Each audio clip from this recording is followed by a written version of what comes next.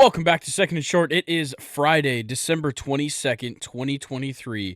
Christmas, just 3 days away, right around the corner. And I've got Luke here with me. How are we feeling, Luke? How are we feeling today? We got a good week in the NFL. Playoff pictures heating up. We got our top 5 third baseman in 2023. The UCL round of 16 draw was earlier this week. We've got a ton of Premier League games, like every day almost, for the next 2 weeks. How are we feeling? I'm great. I just once again cannot wait for the Reddit questions time. Yes. So much better. So much Yes. better. We've got 2 different submissions this week, so we'll have plenty of questions to go through. And I want to let everybody know before we get into anything. We talked about either me and you or me and Colin on an episode saying that we're going to be recording Christmas Eve night. We've decided to move it so that we can cover every single game from the weekend, considering there's 3 games on Monday on Christmas Day. We're going to record on Christmas Day, and it's going to come out on Tuesday. Very weird, I know. Never had a Tuesday episode. I think it's the best thing for the episode so that we have everything to talk about. And then back to our regularly scheduled programming from there. All right. A lot of stuff happening. A lot of injuries. A lot of guys missing this week in the NFL. But nonetheless, it's NFL Week 16. Only this week, next week, the week after, and we're into the wild card round. Wow. It is heating up fast. So why don't we go ahead and get into it? We've got Saturday games this week and through the rest of the year. We've got Saturday games. Let's start Bengals Bengals versus Steelers. Mason Rudolph starting this week. No Jamar Chase for the Bengals. How do you feel off the bat? Well, Mason Rudolph is definitely going to feel like a breath of fresh air. Damn. I'm very, very excited about him, but the last time the Steelers played on a Saturday, we just got shit on by the Colts, and you have people now going after the fact that, like, oh, now the Steelers have lost their identity, which is something crazy to hear from me. I haven't heard that in, like, my entire life of being a Steelers fan, that we're losing our identity. But, whatever. We have a chance against the Bengals here, another AFC North team. I think things could get weird. I mean, we look really, really bad right now, but this is almost the perfect game where the Bengals could end up choking, I think. Yeah, I think I agree with that. They're in an interesting position because, like, Jamar Chase didn't get utilized all that much last week anyways. So, like, it's a pretty similar game, but he was in the game still. With him not in the game, coverages change, things like that. T. Higgins going to have a harder job. Tyler Boyd's going to have a harder job. But I still trust Jake Browning and just this offense to, like, spread the ball around quite a bit. Pick the right guy to run the ball, whether it's Joe Mixon or Chase Brown. Whoever it may be that has the ball in their hands has done a good job for the last couple of weeks since Joe Burrow's gotten hurt as well. They've done a great job.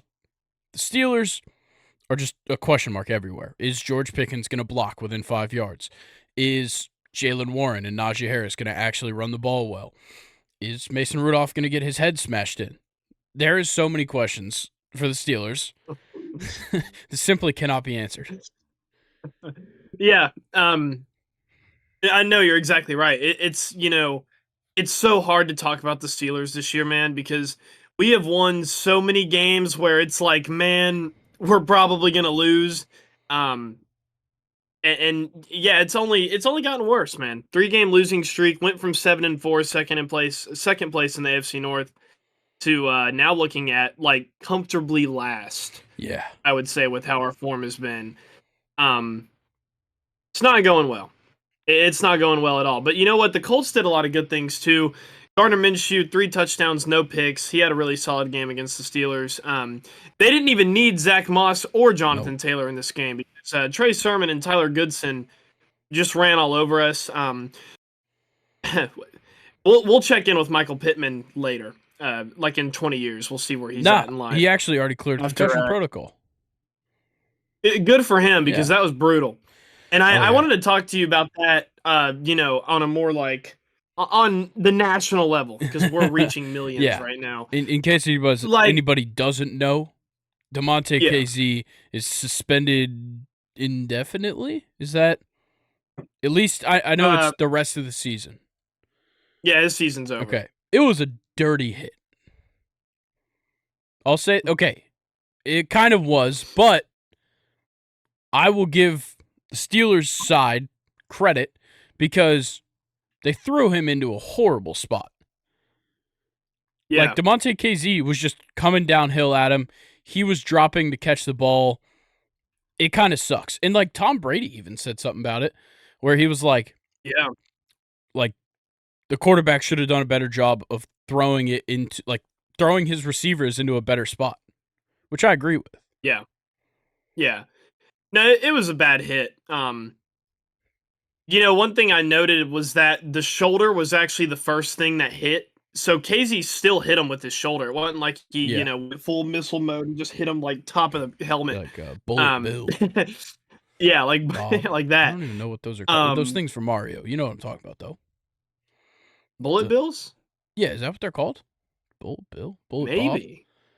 Oh shit! Man, You're we're already right. having one of Just these moments. bullet Hold in on. Mario.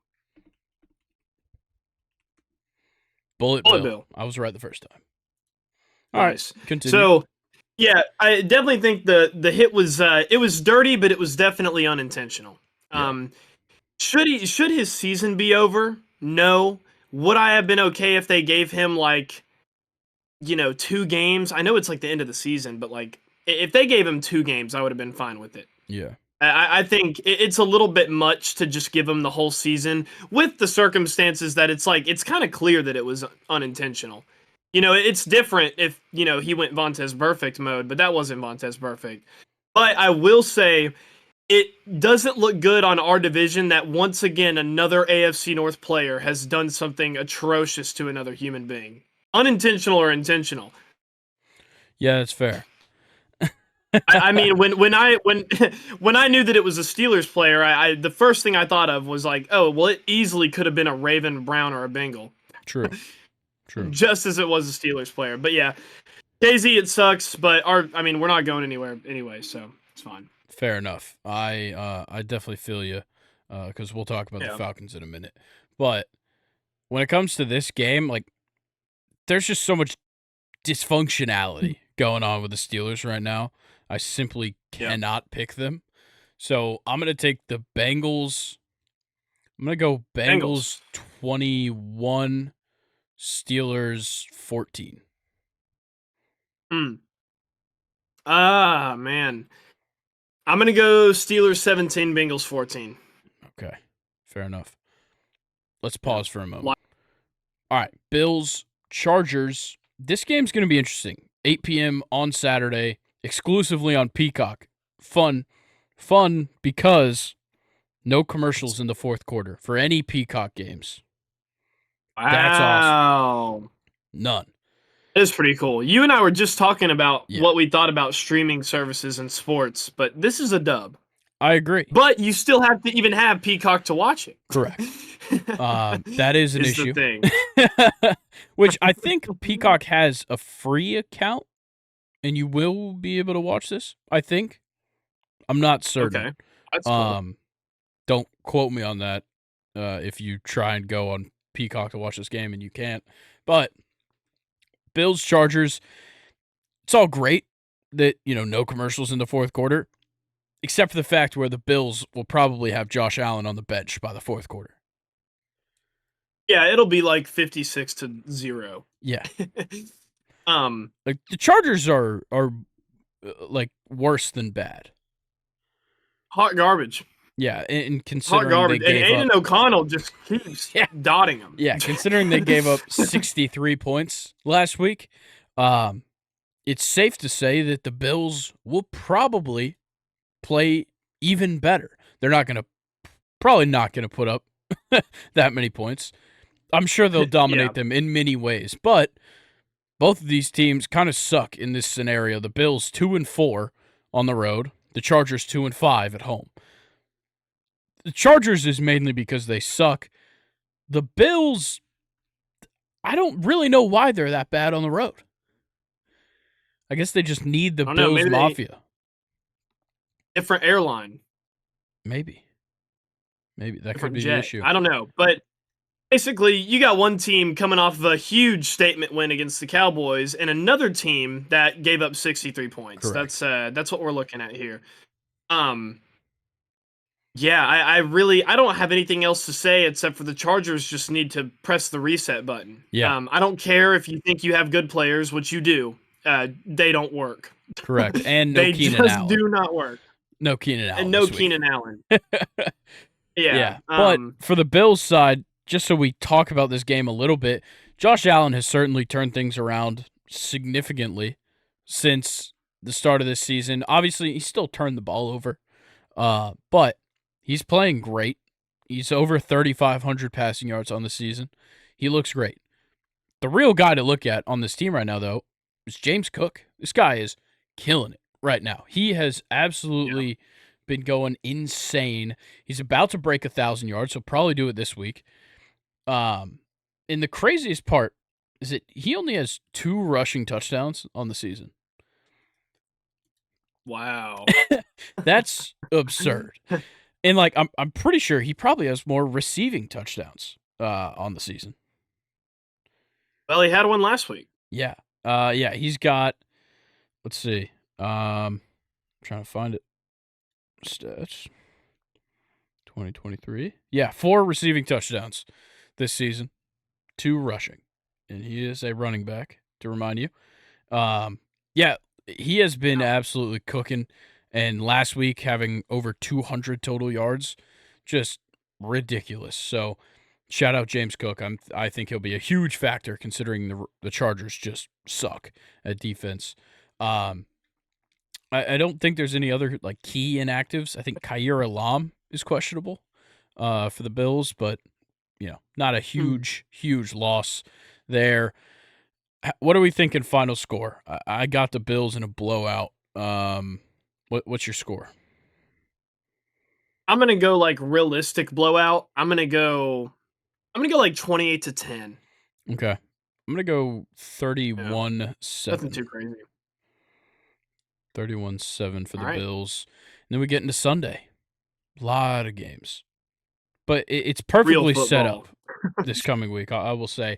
Other than the fact that we only have 3 4 o'clock games, I feel like with flex scheduling and the fact that there's so many games getting pushed around, why are we putting, 5, 6 games? Yeah, 6 games at 1 o'clock, 3 at 4. Just, I don't know. I guess CBS just it needs to be eats it 5 all and up. 4. It needs to be 5 and 4. I need to be able to fill up the multi-view on the TV. That's my biggest issue. Yeah. That's where I have an issue Yeah. with it. But for the first game, Colts, Falcons. Unfortunately, Arthur Smith is coaching. He's still active. I wish he was fired, but I guess starting Taylor Heineke is like his last hurrah. Sure, it won't go our way. Somehow we're favored by 2.5 points. Can't explain why, because the Colts are so much better than us. I do feel good about Heineke, though. I will say he showed up to his press conference this week in a Bush hoodie, and and I guess Bush like sent him a bunch of free merch after he got fined last season for drinking Bush on the Commanders' team plane. Oh wow. Yeah. So yeah, shout out Bush. Never had one. No, you haven't. Nope, never. But yeah, the Falcons are favored by 2.5. I think that's kind of crazy.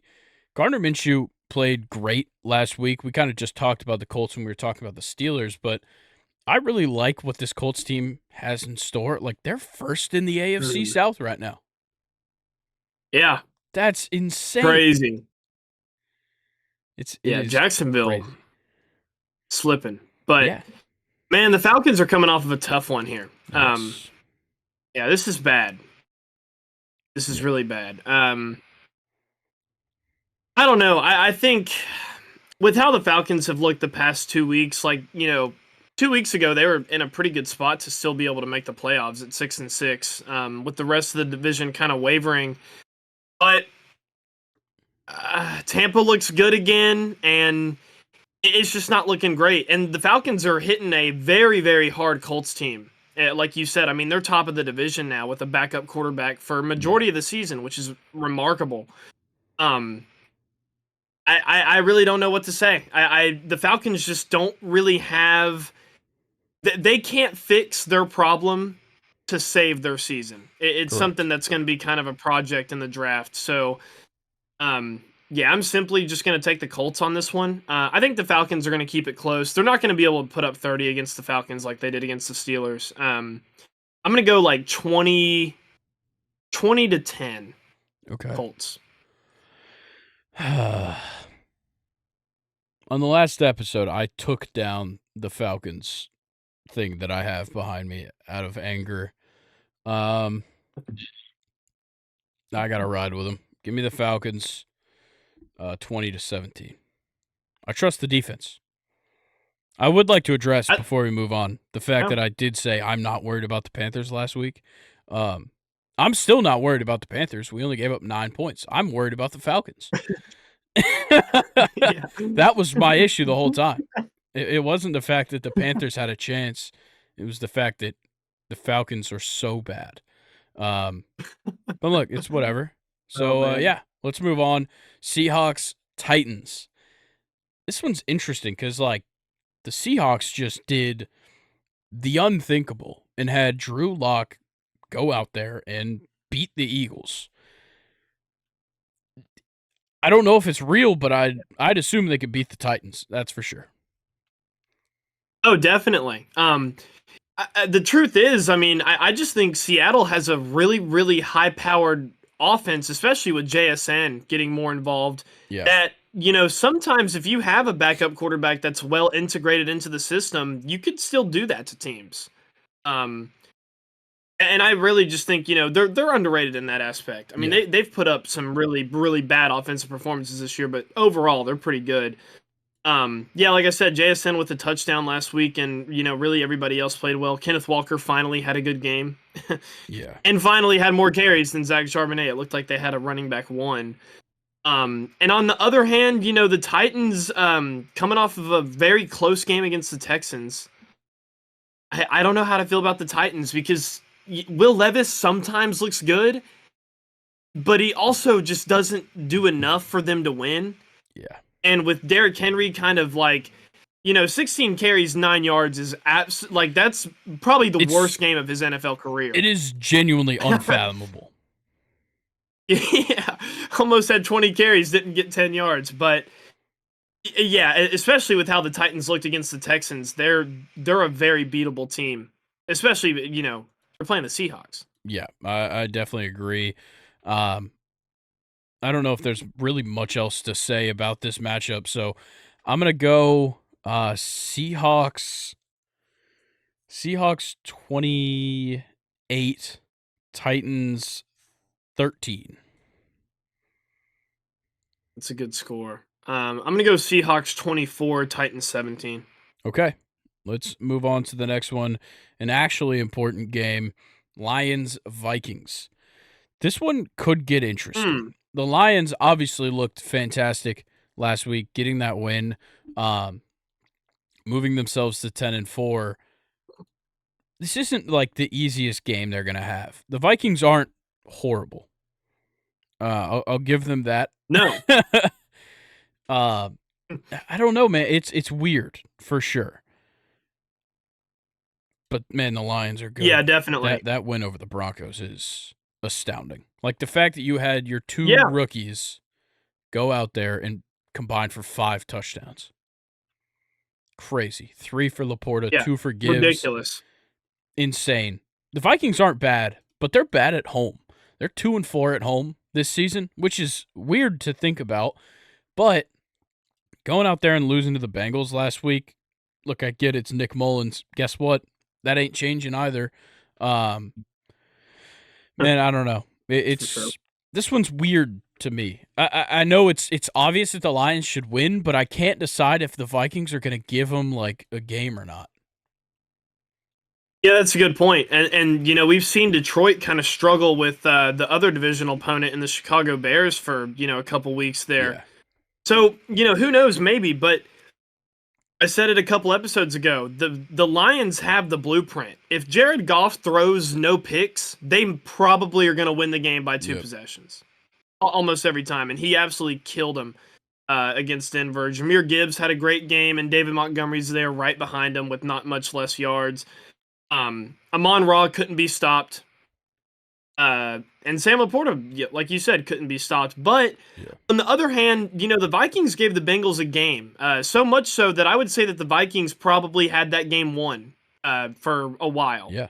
And the Bengals were able to come back. Yeah, I really don't know how I feel about this one. I think if Nick Mullins can give them a similar performance and maybe one less interception, they might have a game. But if they don't, the Lions look like they could probably pull away pretty quickly. Yeah, I think that's going to be the big tell. If the Lions can get up early and just like, let's just say they put up even just 2 touchdowns in the first quarter, they've won the game, I think. I don't think this Vikings team Yeah. has the ability to come back. They can hold a lead, which obviously they didn't do last week, but they have the ability to hold a lead. Obviously, Jake Browning, T. Higgins went into takeover mode in that fourth quarter. But Yes. the Vikings are not a bad team at all. So if they can get up early, No. the Lions, might have a problem, but I'm confident that the Lions can put up points, man. We've seen them put up, 28 in the first quarter, 21 in the first quarter a couple weeks ago. Like, they have the ability to go out there and just win over and over and over again. They're going to do it again this week. Not by the biggest margin, though.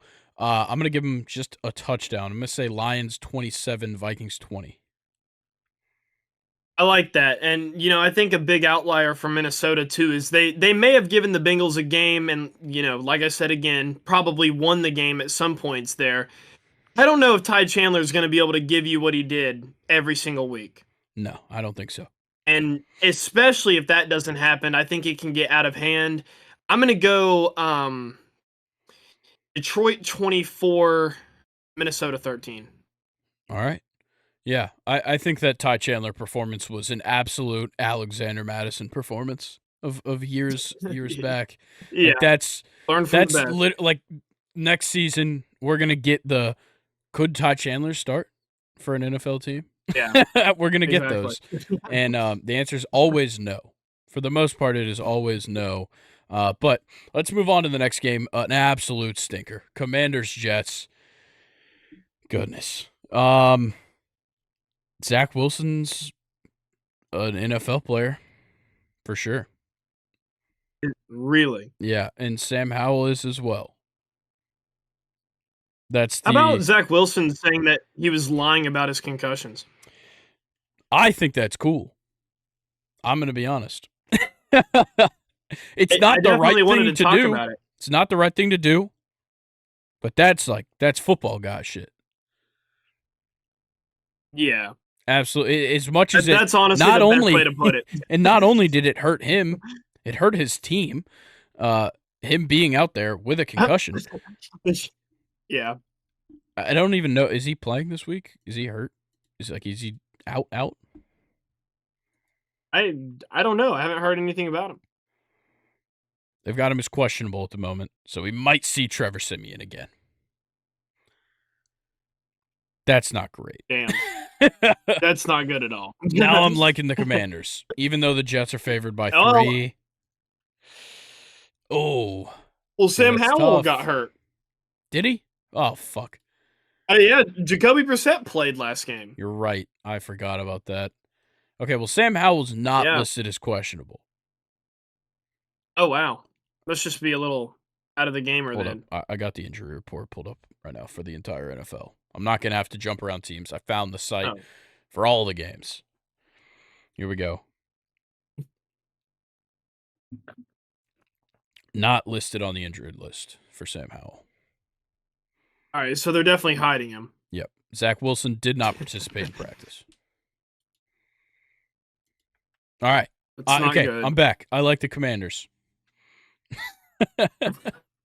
Officially. Like the Commanders. All right. Well, we had an awesome Terry McLaurin performance. Feels like we haven't had one of those in a while. Yeah. Yeah. I love seeing him do well. Yeah. Yeah, Mr. drafted him in fantasy football, which is not bad at all. I got him mean, last year, if he and it fell to wasn't me, great. I would have taken him.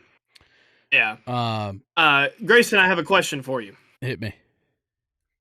Is Dalvin Cook doing okay? Is he injured? What is Dalvin Cook? Who is Dalvin? Okay, so I could give you some info on who is Dalvin, older brother of James Cook, former Florida State running back. Yeah, and then the brother went to Georgia, right? Correct. Yeah. Yeah. Look, Well- Dalvin Cook has been rendered useless by this offense because they I don't run the I ball, don't- and if they do, it all goes No. to Breece Hall. And I'll never understand, and I don't know why this isn't a bigger like talking point in the NFL. But the Jets running back room to their production at the running back position is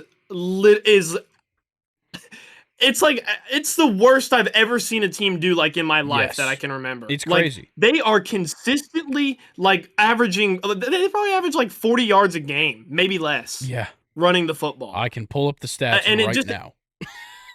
And it really makes me wonder, and I don't want to be like the biggest cheerleader for this guy, but it really makes me wonder if Zach Wilson really deserves it. Because, like, what would old ass Aaron Rodgers be able to do with 23 rushing yards in a game? Not much. He literally didn't even get the Packers into the playoffs his last season. And they had a big rushing issue. Listen, I've just had a revelation. The Jets have talented players. Their defense is for real. I honestly don't think the Jets are ready to win in like the next 2 years or 3 years. That's my hot take for the episode. I think if they build up an offensive don't know line, if they have can a do it. chance. I think with an offensive line, there's a better chance. The Jets Yeah, are and third it's to not like I last don't in want rushing to see yards them this do it. season. Wow. Behind who, or who are they above? The Bengals and the Raiders. Oof. Tough look for Josh Jacobs. Yeah, tough look for Josh Jacobs. But Wow. anyway, I'll get off my running back soapbox for the New York Jets. I like it. Commanders 21, New York 7. Yeah, Jets average 85.1 rushing yards per game. They give up 127.9 per game. Damn. Yeah, I can't pick Trevor Siemian. So, give me the Commanders 17, Jets 3. There it is. Fuck Trevor I Siemian. like it. All right, Packers Panthers. What are we thinking? I don't know. The Panthers are coming on. Are they sneaky? Are the Panthers sneaky? I think it's a real question. The answer is no. They don't have It's a that question, division boost in this Yeah, game. that's true. Then again, they're Yeah. playing at home, 2-4 at home. Ooh. Packers 2-5 on the road. Uh-oh. What are you trying to say, Grayson? I'm trying to say that What are you trying the to say? Packers are going to beat the fucking shit out of the Panthers. Their offense is so much better than ours. Dude, Jordan Yeah, Love, Jaden Miles- Reed. Oh my God, they're so good. Yeah. They have almost Super Bowl champion Miles Sanders, 6 carries, 2 yards against the Falcons. Yeah. That was a really I don't know why I just did Miles Sanders like that. Miles Sanders is a bitch. We hate Miles Sanders on My this bad. podcast. That's for sure. Because Colin goes after him every week. Every Monday, you can count on Colin calling out Miles Sanders for a bad performance. But the thing is, boy. the Green Bay Packers have such a great young offense. Like, it's awesome to watch them play. Like, They got Dontavion Wicks on that team. Dontavian Wicks, I swear he can catch anything you throw at him. Really? I think so. And then, like, Jaden Reed Yeah. loves a good rushing touchdown here and there. And I love that. Yeah. Nothing Big gets me old Debo going Samuel more. guy. Yeah, nothing gets me going more than a wide receiver rushing touchdown. CeeDee Lamb last week. Jaden Reed does it, like you said. Why? Why did I just play Debo Samuel? Oh my god, my brain just shut off for a second. Yeah, love a good rushing wide receiver touchdown, and I love this Packers offense. I like watching them. I think Luke Musgrave might be coming back this week, but even if they don't, That's Tucker good. Kraft scored a touchdown last week. They have so many good tight ends as well. It's crazy. Like guys you've never heard of come out of nowhere and just play well for the Packers, and it's awesome. Yeah, they really do. But I have a little asterisk for the Packers, though. It won't matter in this game, but they did, like, literally completely get dotted up by Baker Mayfield last Correct. week. I'm, like, literally just shit on. Yeah, Baker Almost Mayfield, 400 yards, 6 incompletions. lifetime performance for him. Honestly, Chris Godwin, too. 10 receptions, 155 Yeah. yards. Now, this won't matter because the Panthers, you know, they won't be able to protect Bryce Young to be No. able to do that. They don't have the receivers to do that, and Bryce Young probably isn't as good as Baker Mayfield. Agreed. So I'm going Green Bay in this one. I think it'll be tough because Green Bay did kind of get shit on last week. So I'm going to go 17. I'm going to go 17-10 Green Bay. Okay. I still trust the Packers offense to score points. And I trust their defense, at least pass rushing wise, to put enough pressure on them. And then, of course, Miles Sanders ain't going nowhere. So I'm going to go Packers 27, Panthers 10. I like All right. how he's not even their running back anymore. And No. we're just still going after He ain't him. going anywhere. Chuba Oh, might. man. Miles Sanders isn't.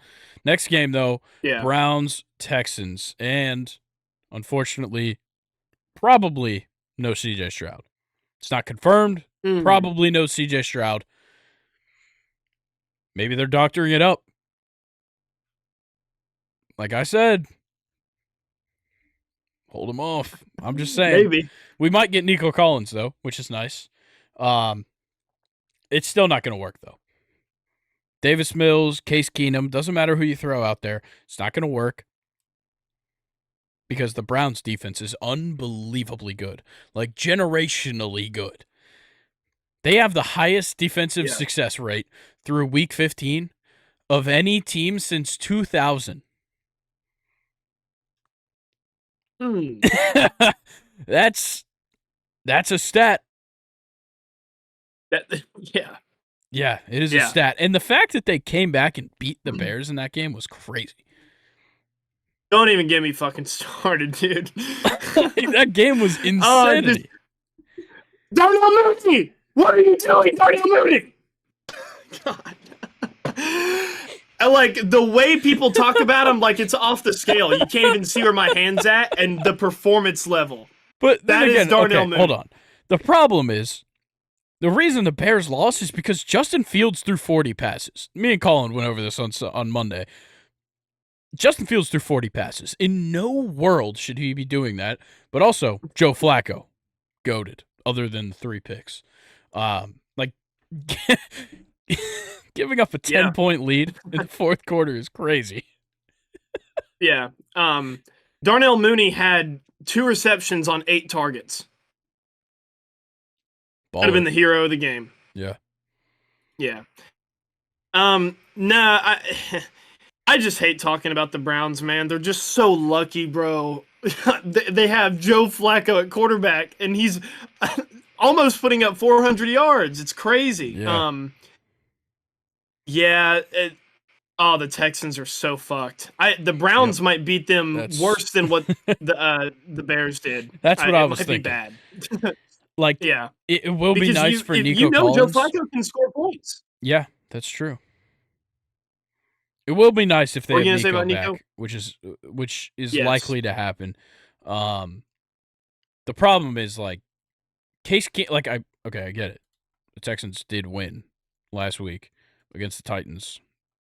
Question marks all around, but overtime winning. Devin Singletary, if he has a game like he did, he's not gonna. If he has a game like he did against the Titans, 121 rushing yards, that'd be nice. That would put them in a really good spot. If Noah Brown plays like he did, which he is not gonna, they could have a really good chance to beat the Browns. That shit's not Yeah. going to slide. It slides against the No. Titans. Doesn't slide against the Browns. For my final score, I'm thinking. I really want to say this is going to be close for some reason. No, it's not. I'm going to go Browns 21, Texans 13. Did you see what Myles Garrett did to Mason Rudolph? Yes, I have certainly seen that. You cannot pick that team to lose against a backup quarterback. 27-21 Browns. Okay, fair enough. And Case Keenum might get bopped. I get a boop on the head. You might. If you're Case Keenum, if you're listening, I know you are. Psh, duh. Keep your helmet on, Idiot. This week. Yeah. Yeah. Don't take it off. And don't try to take off his either. No, definitely not. All right, next game into the 4 o'clock slate. Jaguars Bucks. This one's a toss-up to me right now. I think the Bucks got it. Yeah? Yeah, and the Jacksonville's still a good team, but for me it's all momentum between these two, and the Bucks have a lot more of that than the Jaguars do, that's for sure. Like once again, I think Trevor Lawrence is still a little beat up. That does not serve them well this week. Didn't even practice. Which is not good. But not at all. I don't know. Like this one's so weird because I want to ride the momentum with the Bucks. At the same time, we've seen numerous times this season where Baker Mayfield has a great game. Next week he sucks. Like it just keeps happening. Same thing goes for Rachaad White. Same thing goes for Chris Godwin and Mike Evans. There's no consistency at all in this Buccaneers team. Probably why they're 7-7. They're 4-4 on the road, 4-4 on the road, 3-3 at home. There's simply no consistency other than the fact that every other time they're doing well. That's as consistent as this gets. The Jaguars at least have something on their side. If Trevor can pass efficiently, if he can avoid turnovers, they can win any game. 100%, I believe that they can. I don't know what's going to happen this week, but if Trevor is healthy, I'd love to say they'll win.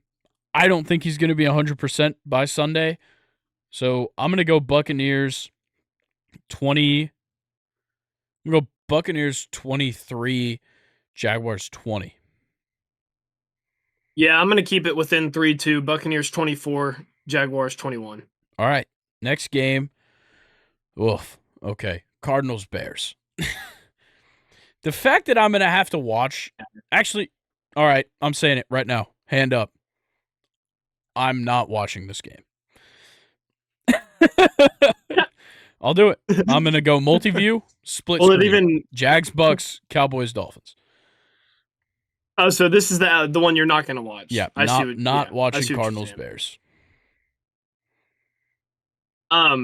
Will it even be on television? Like, are they filming this one? It sure will be. The problem is, Cowboys Dolphins is going to be America's game of the week, so you got to live real goddamn close to Arizona or Illinois to watch Cardinals Bears, because they're going to shove Cowboys Dolphins and Greg Olsen and Kevin Burkhardt down your throat for 3 hours.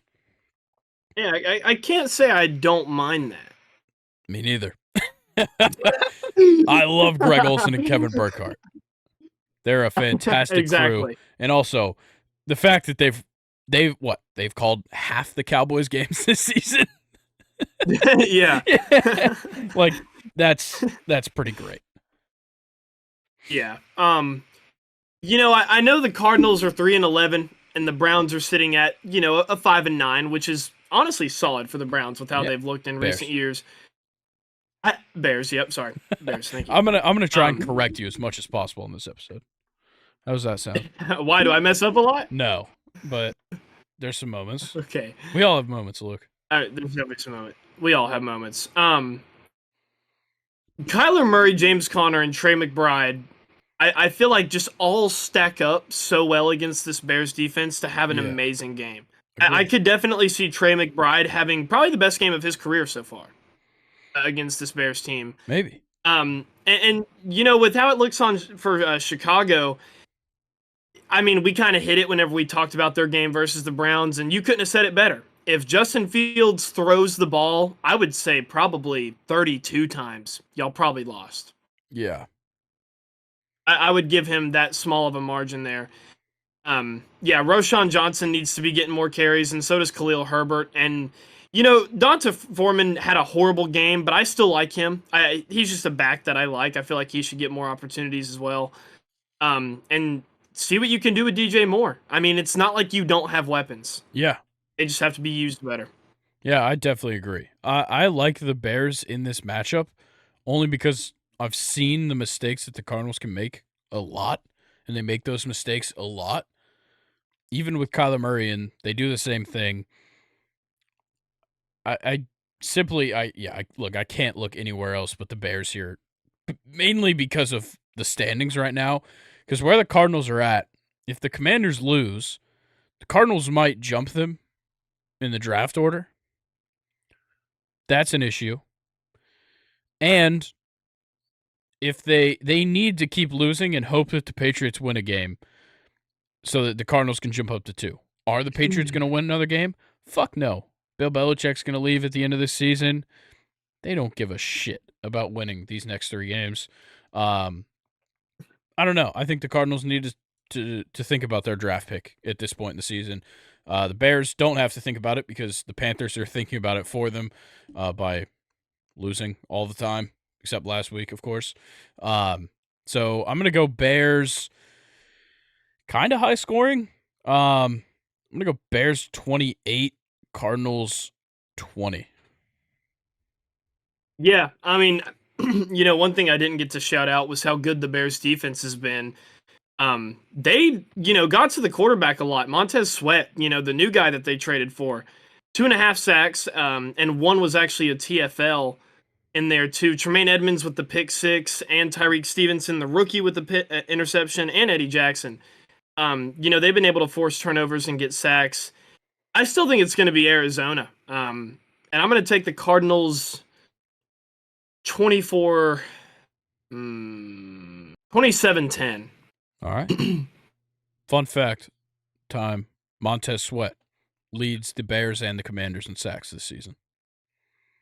Ooh. Wow. Yeah. That's not saying a lot for either of those teams. Nope, it is not. I guess it's saying that the Bears needed him. That's for sure. Yeah. The Commanders wish they had him. That's also for sure. But let's get into the final game of the 4 o'clock slate. Cowboys, Dolphins. It's the one everybody wants to see. It's the one with a whole lot of points because Vegas has got that line at 49.5 for the over-under. So they're thinking about 25 almost for each team. Interesting. They've got the Dolphins favored by 1. Once again, interesting considering how bad the Cowboys have been on the road. They just traveled to Buffalo. Obviously, weather's not favorable at all in December in Buffalo. So that could have definitely played a factor. I think also you get 3 straight home games, especially for a team with such a ridiculous home field advantage as the Cowboys have. To go on the road into such extreme conditions in front of the Bills Mafia and lose a game that you genuinely looked abysmal in. Like, 31-10 is honestly lucky. Damn. It was bad, dude. And Miami needs to get this win so that people will stop calling them frauds. Like, yeah, you can beat up on the Jets, whatever. You lost to the Titans 2 weeks ago, in case anybody forgot. Yeah, you can beat up on the Commanders. You only beat the Raiders by 7. And you lost to the Chiefs. Like, you go down the list and it's like, okay, unimpressive win, unimpressive win. Oh, good team, loss. Every single fucking time. I don't know how to gauge the Dolphins. And I know, whatever, They didn't have Tyreek last week. I get that. There's still things to figure out, and it's getting a little late considering it's week 16 and you still have things to figure out. But the Dolphins have to figure some things out because you can't just rely on Tyreek Hill if you want to beat a good team with a good defense. And I think with this defensive line, especially for the Cowboys, trying to find one guy at all times is going to be an issue. Big time. I see this game going one of two ways. Either the Cowboys completely blow out the Dolphins, or we have a Chiefs versus Rams, I can't remember the year, 2017, 2018 repeat on like Thursday or Monday Night Football. You know which game I'm talking about? It was like 52 to like 40 something. Oh, yeah, it was Jared Goff Rams versus. Yeah, I do remember that. I feel like this game has potential. I would love nothing more. But I also could see, yeah, me too. But I could also see the Cowboys, just completely just rolling over Miami. Yeah. Yeah, I don't really have, much else to say. We already kind of talked about how the Cowboys put up a, super underwhelming performance in the conditions. And, the Dolphins have looked, elite against the bad teams and not so great against the good teams. And I just feel like the Cowboys are more of a proven team than this Miami team is. Yeah, I definitely agree. I'm going to go... This is not my most confident pick. I'm going to take the Dolphins. Whoa. I don't feel great about it, but I'm gonna. And it's going to be real close, considering I think the final score is going to be Dolphins 29, Cowboys 28 on a 2-point conversion to win the game. Crazy-ass take. Oh, wow. But it's what I'm going with. 29-28, 2-point conversion, game winner. I like that take. But I'm going to take the Cowboys. 45-42 Cowboys. Ooh, barn burner. I'm going to go. If it's like that, I'm turning off the Jags-Bucks game too. It'll just be Cowboys-Dolphins, and I'll be glued to the screen. You got to have the full screen. Yeah. Yeah. No use in watching an injured Trevor Lawrence throw to Christian Kirk. All right. Jesus Christ. Okay. Sunday Night Football. Patriots Broncos. Oh my God. No way. What is that actually what it is? What is the point of flex scheduling? I don't get it. I genuinely don't understand how Patriots Broncos with flex scheduling on Sunday Night Football happens. I don't know. What? Broncos. There you go. That's it. The Broncos. But the Broncos just had 42 points put up against them, Grayson. The Patriots can't put up 7. Oh, this is such a bad game. It's horrible. Yeah, I mean, they did keep the Chiefs within 10.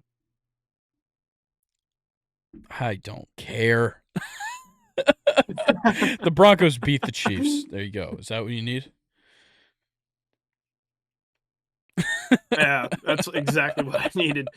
Oh man. Yeah, no. If you really don't want to talk about this, we don't have to. I mean, I have no patience for the Patriots. We can talk about the Broncos. I think Javonte Williams is going to get shut down this week. Unfortunately, he's on my fantasy team. The Patriots simply don't give up rushing yards. It's crazy. It sounds like you know not to start him then. I have no other options. I hope there's just a glitch in the matrix this week for the Patriots. But yeah, nice. They literally just don't give up rushing yards. They haven't given up more than 58 rushing yards to a singular running back this season. Oh my God. So, wow. There you go. That's way to go, Patriots. You're 3-11. Yeah. You have single-handedly ruined the greatest head coach of all time, and you don't give up rushing yards. And their new running back is Kevin Harris. Sounds like it could be my Jeez. dad. Why do we even talk about this team? Oh my god. Can they get relegated? Yeah, can we get an XFL team to come up? Can we just bring up like Michigan? Alabama? Please. Yeah, there really is just no talking points with the Patriots anymore. Bailey Zappi until sucks. it's off season. There you go. There's the talking point. Mac Jones also sucks. Your running backs can't stay healthy. Yeah. You signed Ezekiel Elliott as a free agent, but why? Yeah. There's another talking point. Did Matthew Judon like disappear off the face of the earth? He doesn't exist anymore, right? I know. He had that injury, and I dropped him from my fantasy league, and I haven't heard of him since. Like, is he? He's still on. What did he do? What happened to Matthew Judon? Like, what injury did he get? I have no idea. Are we checking right now? Yeah, bicep. On the injured reserve as of 2 months ago. Has he played a game this season? Yeah, he played a couple games to start. Yeah, he's played 4 games this season. I was so high on this dude. And he hurt his bicep? Oh, man. Yeah. Just do more curls. I guess. All right, well. I don't know. Final score? His arm is probably the size of me. Yeah. Final score. Broncos 17-0 shutout. Oh, I love that. Yeah. I'll give the Patriots some field goals. Broncos 20, Patriots 6. Woo! Nice. That's over. Yay. All right, Monday, 3 games, Christmas Day. They're actually not bad. Mainly because one of them carries all the rest of them. But the first game, 1 p.m., Raiders, Chiefs. Raiders can put up points. Got to put that out there. Dude, I really don't mind this game with how Aiden O'Connell has looked. I really do not mind this But also, game. they could put up 0. They could have used all their points for the rest of the season in that game last week. Yeah. They cashed them all in. Yeah.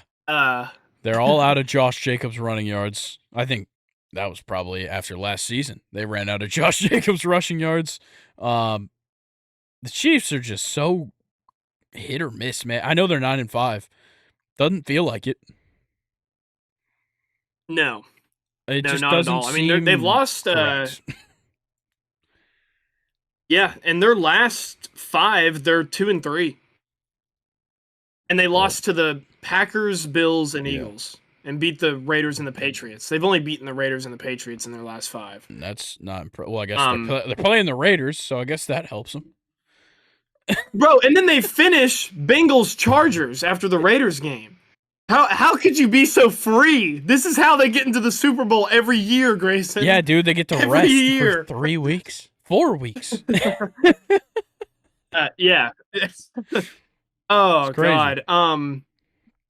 Yeah, Chiefs Raiders. I honestly think though, seriously, if Aiden O'Connell looks good, the Raiders have a shot, and I think it's more than just they have a shot. Like they could win the game. Yeah, I really think so.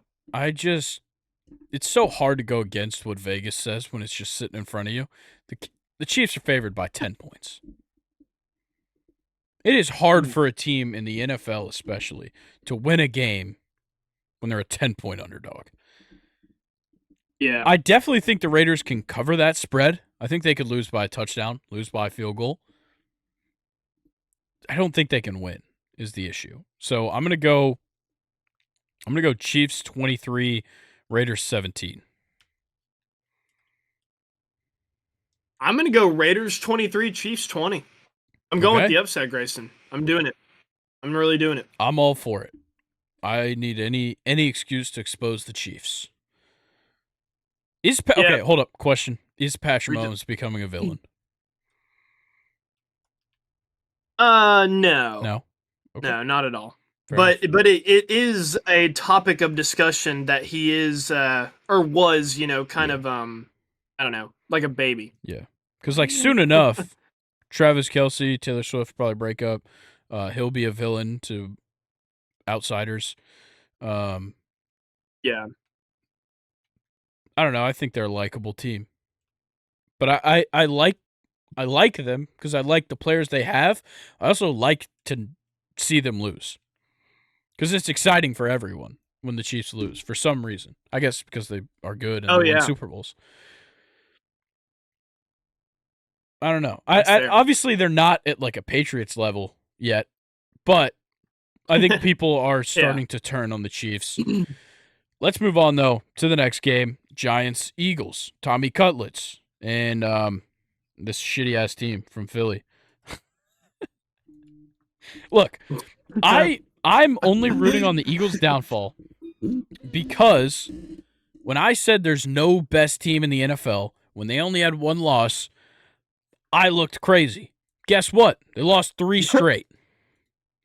Yeah. And they're not the best team in the NFL. The 2 best teams in the NFL play after this. Yeah. So exactly. I don't know. I have to call them out because like it's not like they're losing to bad teams. Seahawks, maybe you could call them bad, but they're getting blown out by good ones. That's the issue. Like you had a super close win. What? 4 weeks in a row? You had a 1 score win 4 weeks in a row. And then you lose 3 straight. Like they just had it coming. It was Commanders by 7, Cowboys by 5? Yeah, Cowboys by 5, Chiefs by 6, no, 4, Bills by 3. And then you lose to the 49ers 42-19, you lose to the Cowboys 33-13, and you lose to the Seahawks 20-17. The Giants can win. They're not an incompetent football team. They're not good, that's for sure. Are they a 13.5 point underdog? I guess. Do you think the Giants have more of a chance to beat the Eagles than the Raiders have more of a chance to beat the Chiefs? No, I think the Giants are worse than the Raiders. It would be physically impossible for Tommy DeVito and that offense to put up 63 points. Like physics doesn't work really that way. But at the same time, who is Aiden O'Connell? Once again, fantastic question. Then again, who's Tommy DeVito? Like he's been forced upon us, but like I guess I probably know more than the common man, knowing where he went to college. Yeah. Probably. He went to Syracuse and then he transferred to Illinois. That's all I know about him. And that he dodged on like some public appearance or whatever at a pizza place. That's the extent of my knowledge. Nah, I don't like this. I don't like what his agent wears, his last name, and then he's transferred from New York to Chicago. He's moving money. Hold on. He's moving money. Is this anti-Italian hatred? No, not at all. But it definitely sounded like it. It sounded like it. You're like, I hate his agent. I hate his last name. I hate that he moved from New York to Chicago. That sounds pretty anti-Italian to me. Everybody pipe down. That's not what I meant. Okay. But, oh, man. New York to Chicago. Yeah, we'll see about that, Tommy DeVito. Also, it's not Chicago. The University of Illinois is in Champaign. Shout out our listeners in Champaign, Illinois. For some reason, we have some. Thank you. What's up, guys? Yeah, what up? Look, the Giants aren't winning this football game. Can we stop with the jokes? Yeah, we can. That's enough jokes. Look, the Giants aren't going to win a game at the Link. That's for certain. I will say though, Eagles fans are all time distraught, and they're 10-4. Yeah, I know. Like they are in one hell of a position, and they're like losing their minds right now. They're like, is Nick Sirianni a bad coach? Should we fire him? Which maybe. But also like so much dysfunctional shit.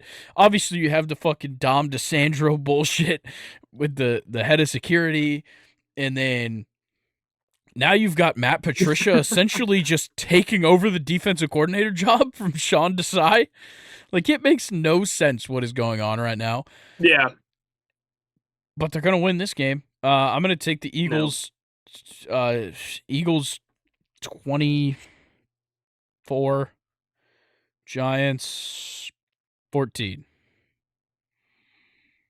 I'm going to go Eagles 24, Giants 9. All right. All right. This is the game that, honestly, we talked about all that stuff so we could get to this one. I think it's a Super Bowl preview based off of my stake your claim from a couple weeks ago. Ravens, 49ers in San Fran. The Niners are a 5-point favorite. That is crazy. The two best teams in the NFL by record, 11-3 on both sides.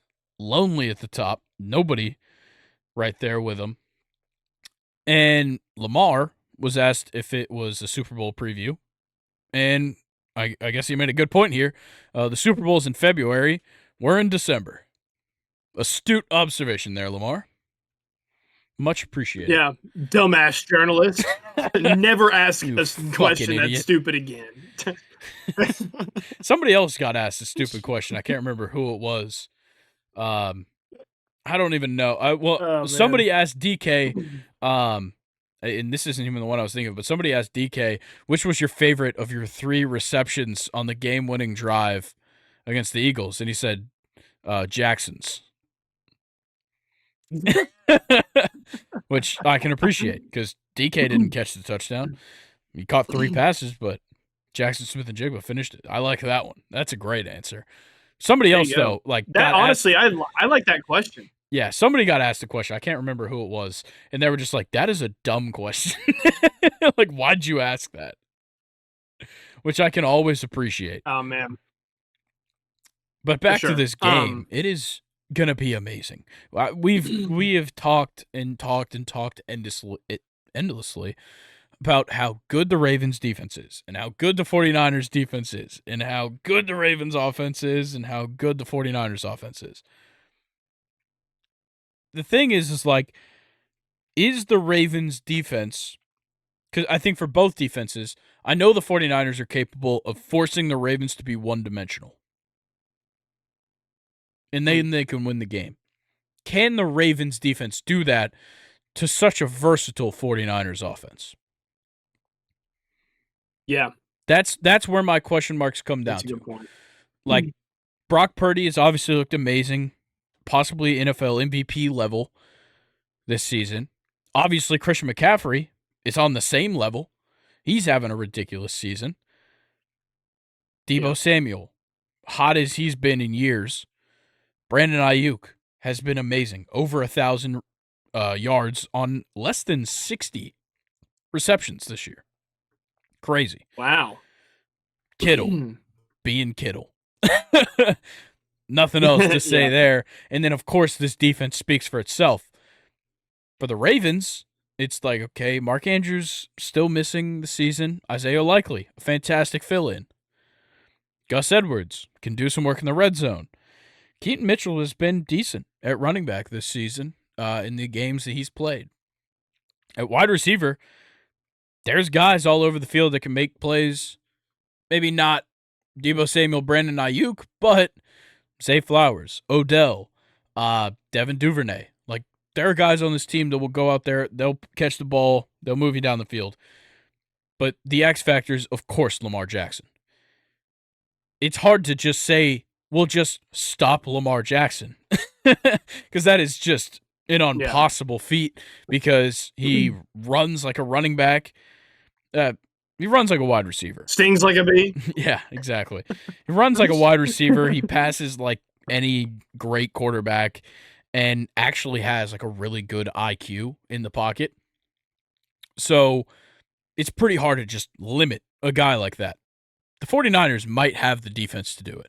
They can stop the run, they can stop the pass, and they can get as physical as they need to beat a team. That's what they have to do in this game. They just have to get physical on defense. Like, for the Niners, the Ravens' offense isn't your most physical players. I think that's the biggest thing there, is that, like, You can body Zay Flowers and you can body Odell with this Yeah. defense. I think Travarius Ward is going to have one hell of a time out there on the field getting Odell Beckham Jr. pissed off. Oh, we've seen it, man. Remember the Josh Norman days? Yeah. I don't think it's that hard to Man. piss off Odell. No, probably not. Yeah, I agree with everything that you said, but mainly I was thinking more towards the last thing that you mentioned can Lamar Jackson do what he does on the ground and through the air against the 49ers defense? And it really is, kind of like how you mentioned before you really even started going on about this game. It is an unmovable object versus an unstoppable one in almost every aspect on the field. The Ravens got guys on defense too. Maybe they don't play as collectively well, but they have some names. If you just look at their defense on a list, there's guys you recognize. Yeah, this one's going to be tough. I don't know about Super Bowl preview. I really don't think it's that cut and dry as most people think. There's still just some gray area teams that also look really good. I'm taking the 49ers because I don't want Baltimore to win, obviously. 28-21. Just a solid game. Solid game of football. Yeah, and you obviously from the last, 2 seasons now of doing this podcast, it's pretty obvious that I like the 49ers a lot. So, yeah, I'm going to go 49ers 20. Man. Yeah, 49ers 28, Ravens 24. That's where my head's at right now. And that is NFL Week 16. I have to pee. Okay, we'll pause. All right, Luke's back from his pee break. Let's get into top 5 third basemen in 2023. Once again, stipulation, have to play 81 games at third base. That's the only rule. Everything else is in play. We're going 5-1. Luke, I'll let you start it off.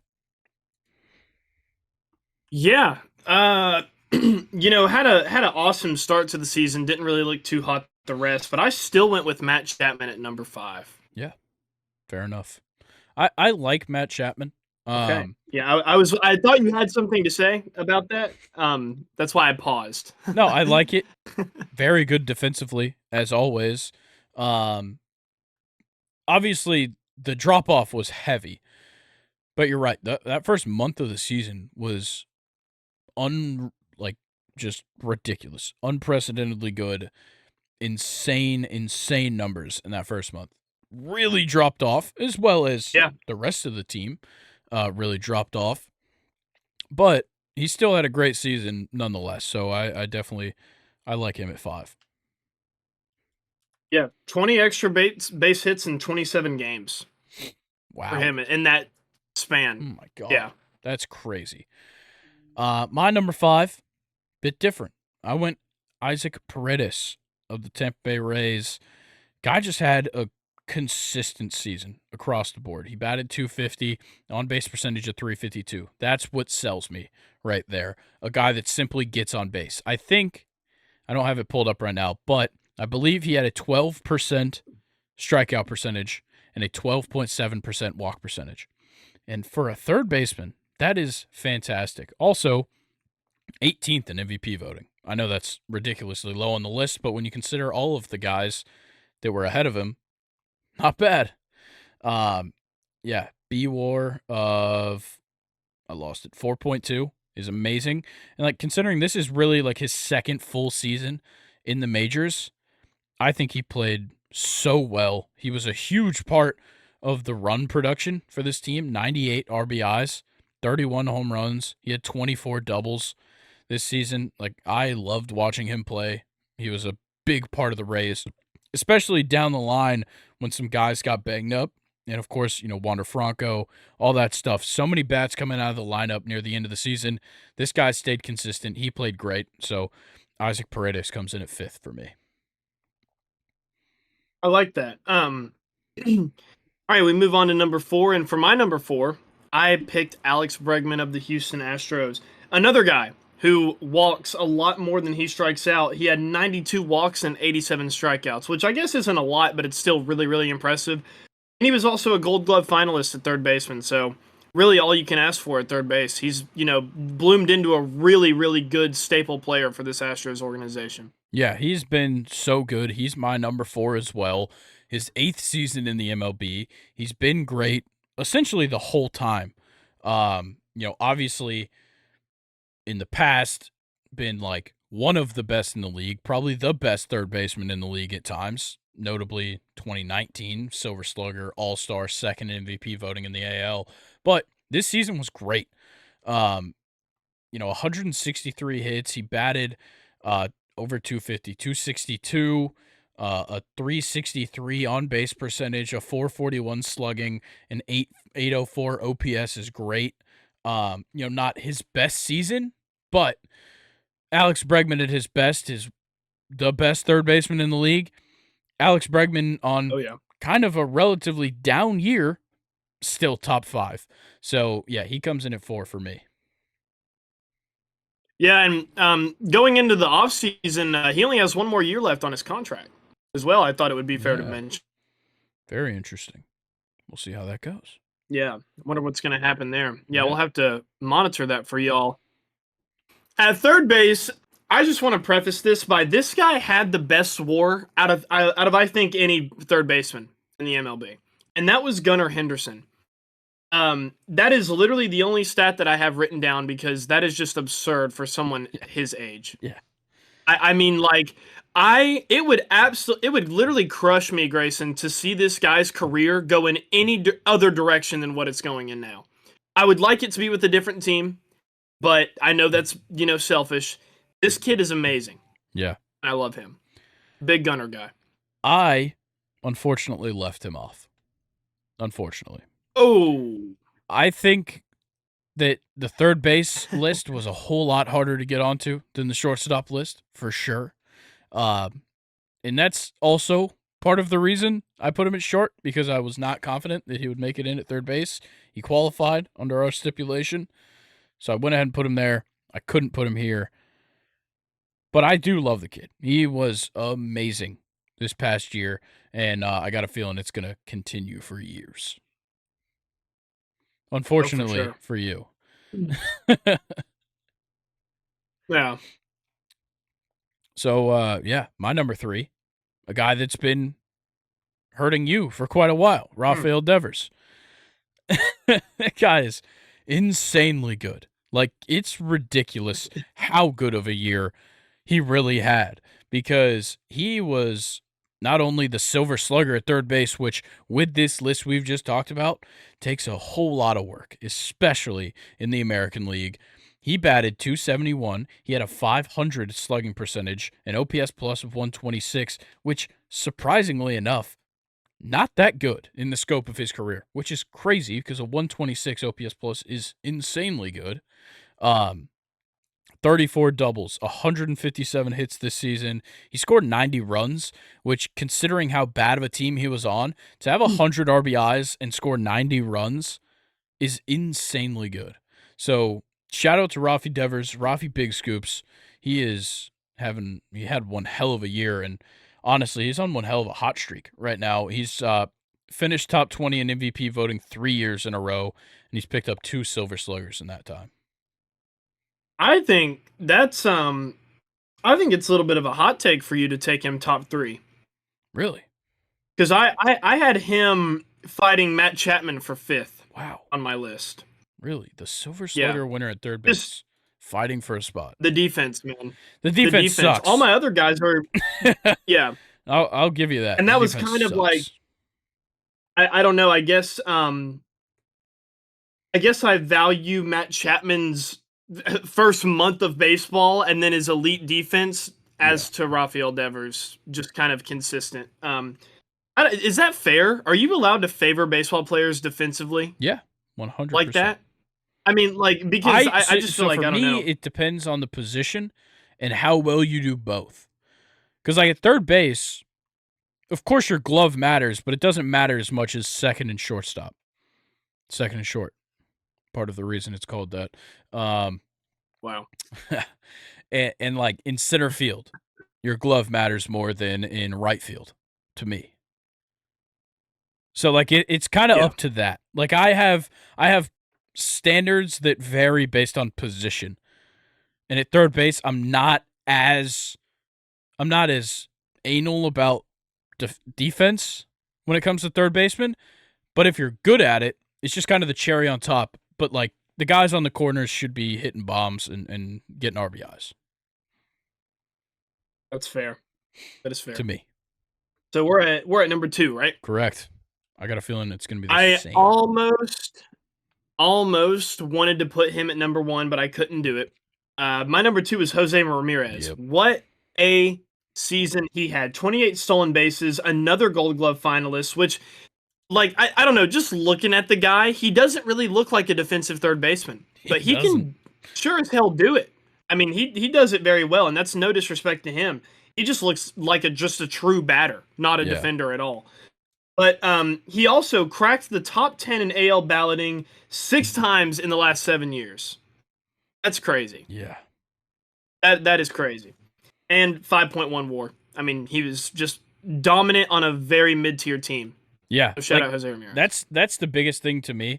Like the only thing that really hurt him was like run production. But it's because he was on a shitty team.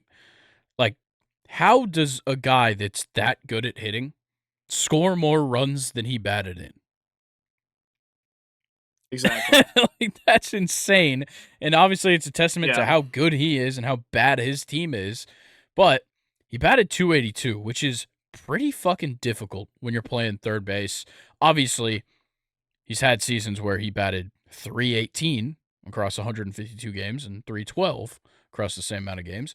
But this season was still fantastic. He started walking a little bit more, not a lot. Trust me, he strikes out his fair share, but still doing a great job. Slugging percentage, 475. OPS, 831 is amazing.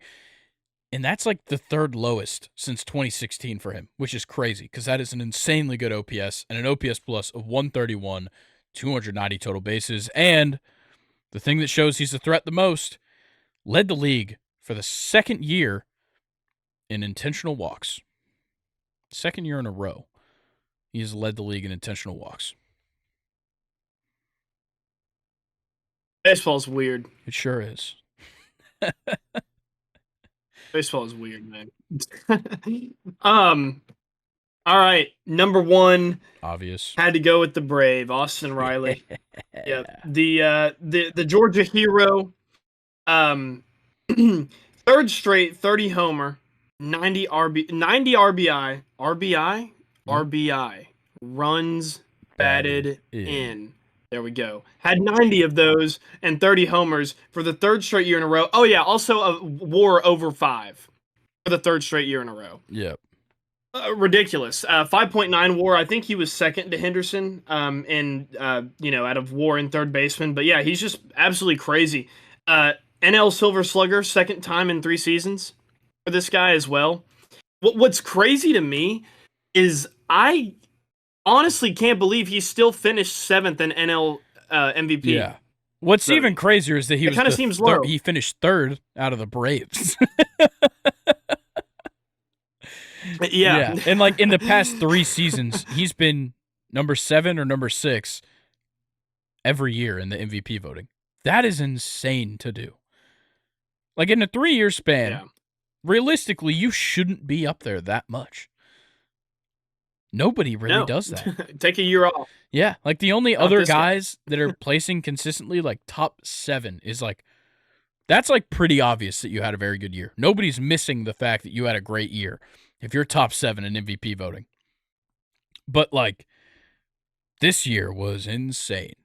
Getting your batting average up to 281 after last season at 273, and then a slugging of 861, an OPS plus 128. Not even as good as last year or the year before that.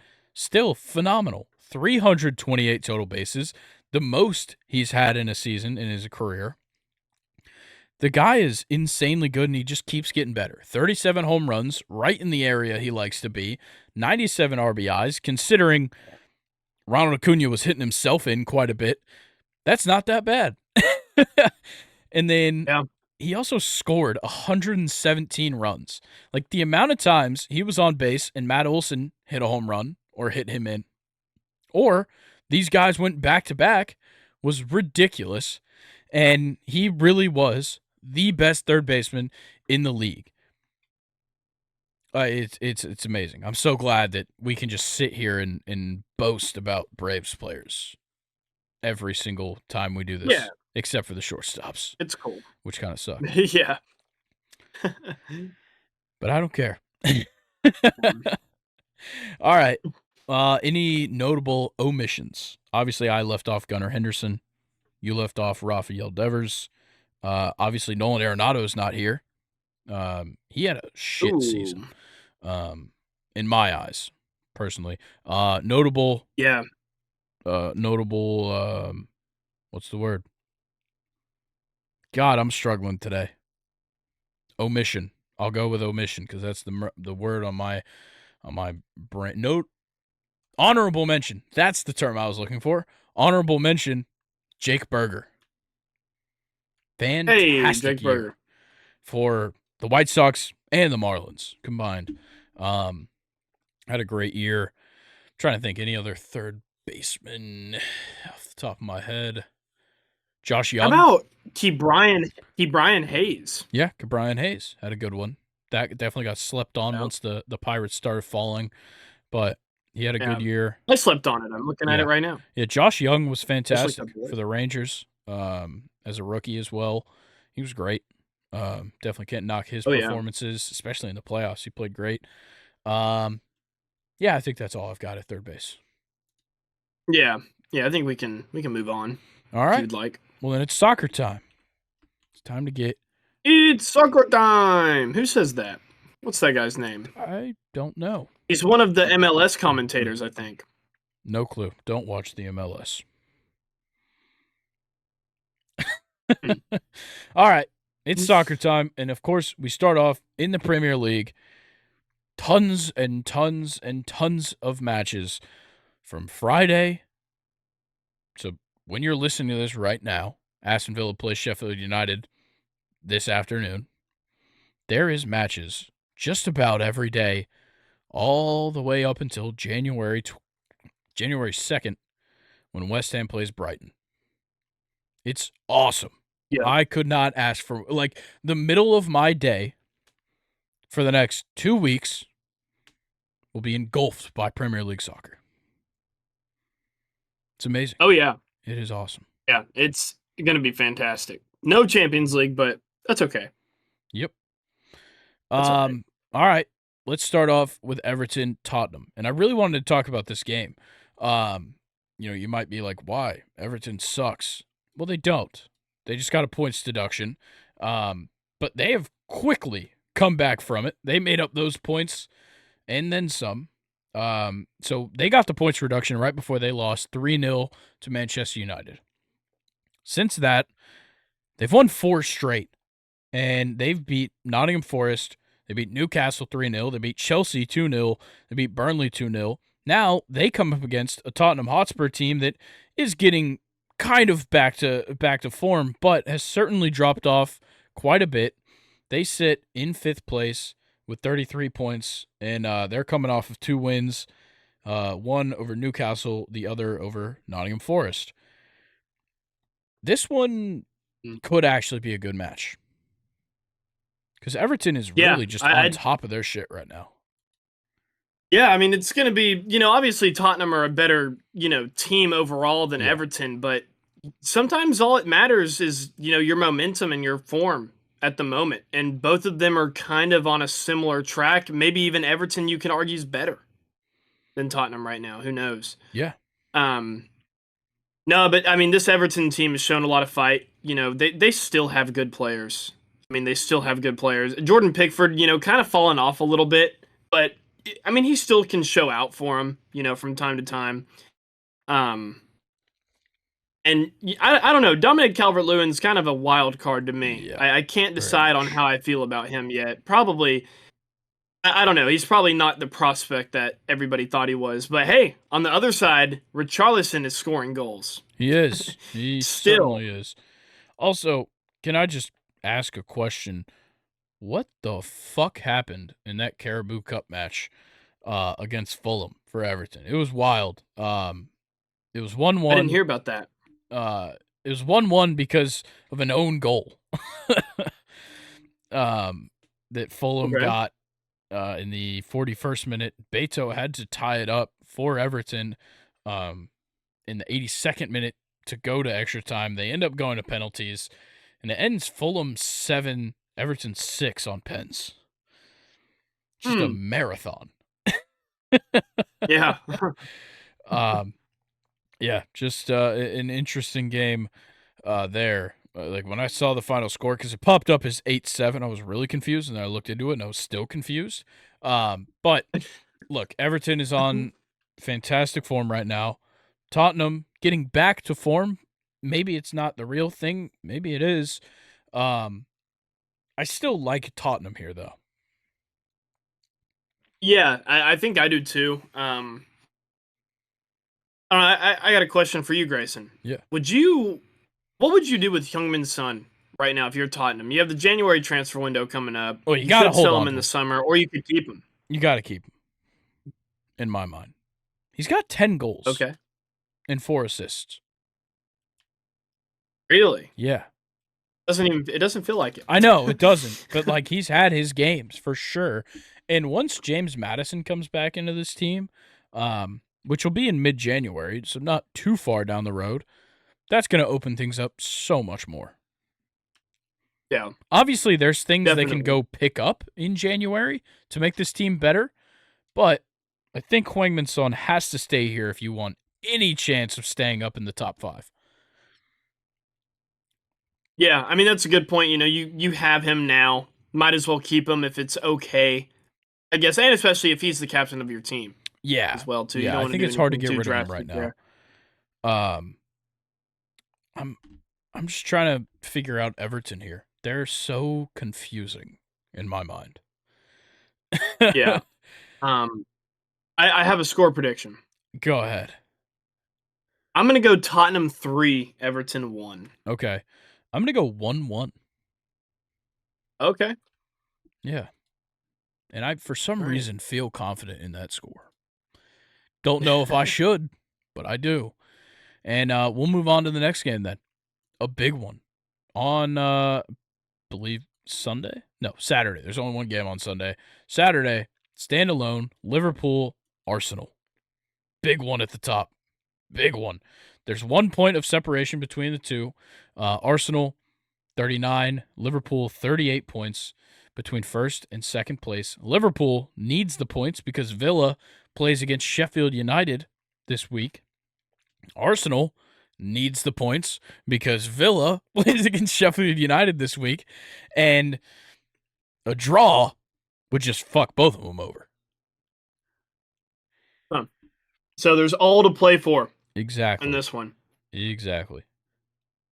Um, yeah, I don't know, man. I really thought that Liverpool could have just come out and beat Manchester United, especially a red card from Diogo Dolo, which was a crazy red card, by the Yeah. way. Like he got 2 yellow cards in like 30 seconds or something crazy like that. Um, just lost his head. Oh boy, I don't know. It just nothing works for Manchester United. It's not like it's a good result for Manchester United. It's more of a worse result for Liverpool to Yeah. tie 0-0. Um, yeah, they just didn't really look effective at all. And on the other side, Brighton really just couldn't do anything to stop Arsenal. Arsenal had just a solid game Yeah. How against about Kai Brighton. Havertz? 4 goals this season. Yeah, that sounds about right. He'd have 4 goals if we played him at striker still. That's true. He does have more than, I believe, like 6 different players on Manchester United combined. Dang. So, Dang. But at least he didn't go to United. Yeah, but no, this Arsenal team, it's just so nice with Saka back.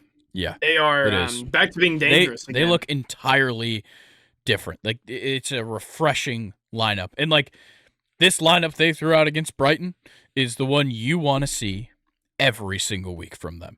Like Martinelli, Yeah. Jesus, Saka up top, Havertz, Rice, and Odegaard in the midfield. I personally like Odegaard playing more central, but when you have Declan Rice, it makes sense. Um, having Declan Rice play central and making Odegaard kind of just he never really plays to the wing anyway, so it's not really a big deal positioning wise because both of them can kind of float freely. But I do like Havertz on the left side of the midfield, and then your back four it was Zinchenko, Gabriel, William Saliba, and Ben White, and then Raya in goal. This is how it needs to be set up week after week. Oh, 100%. 100%. I'm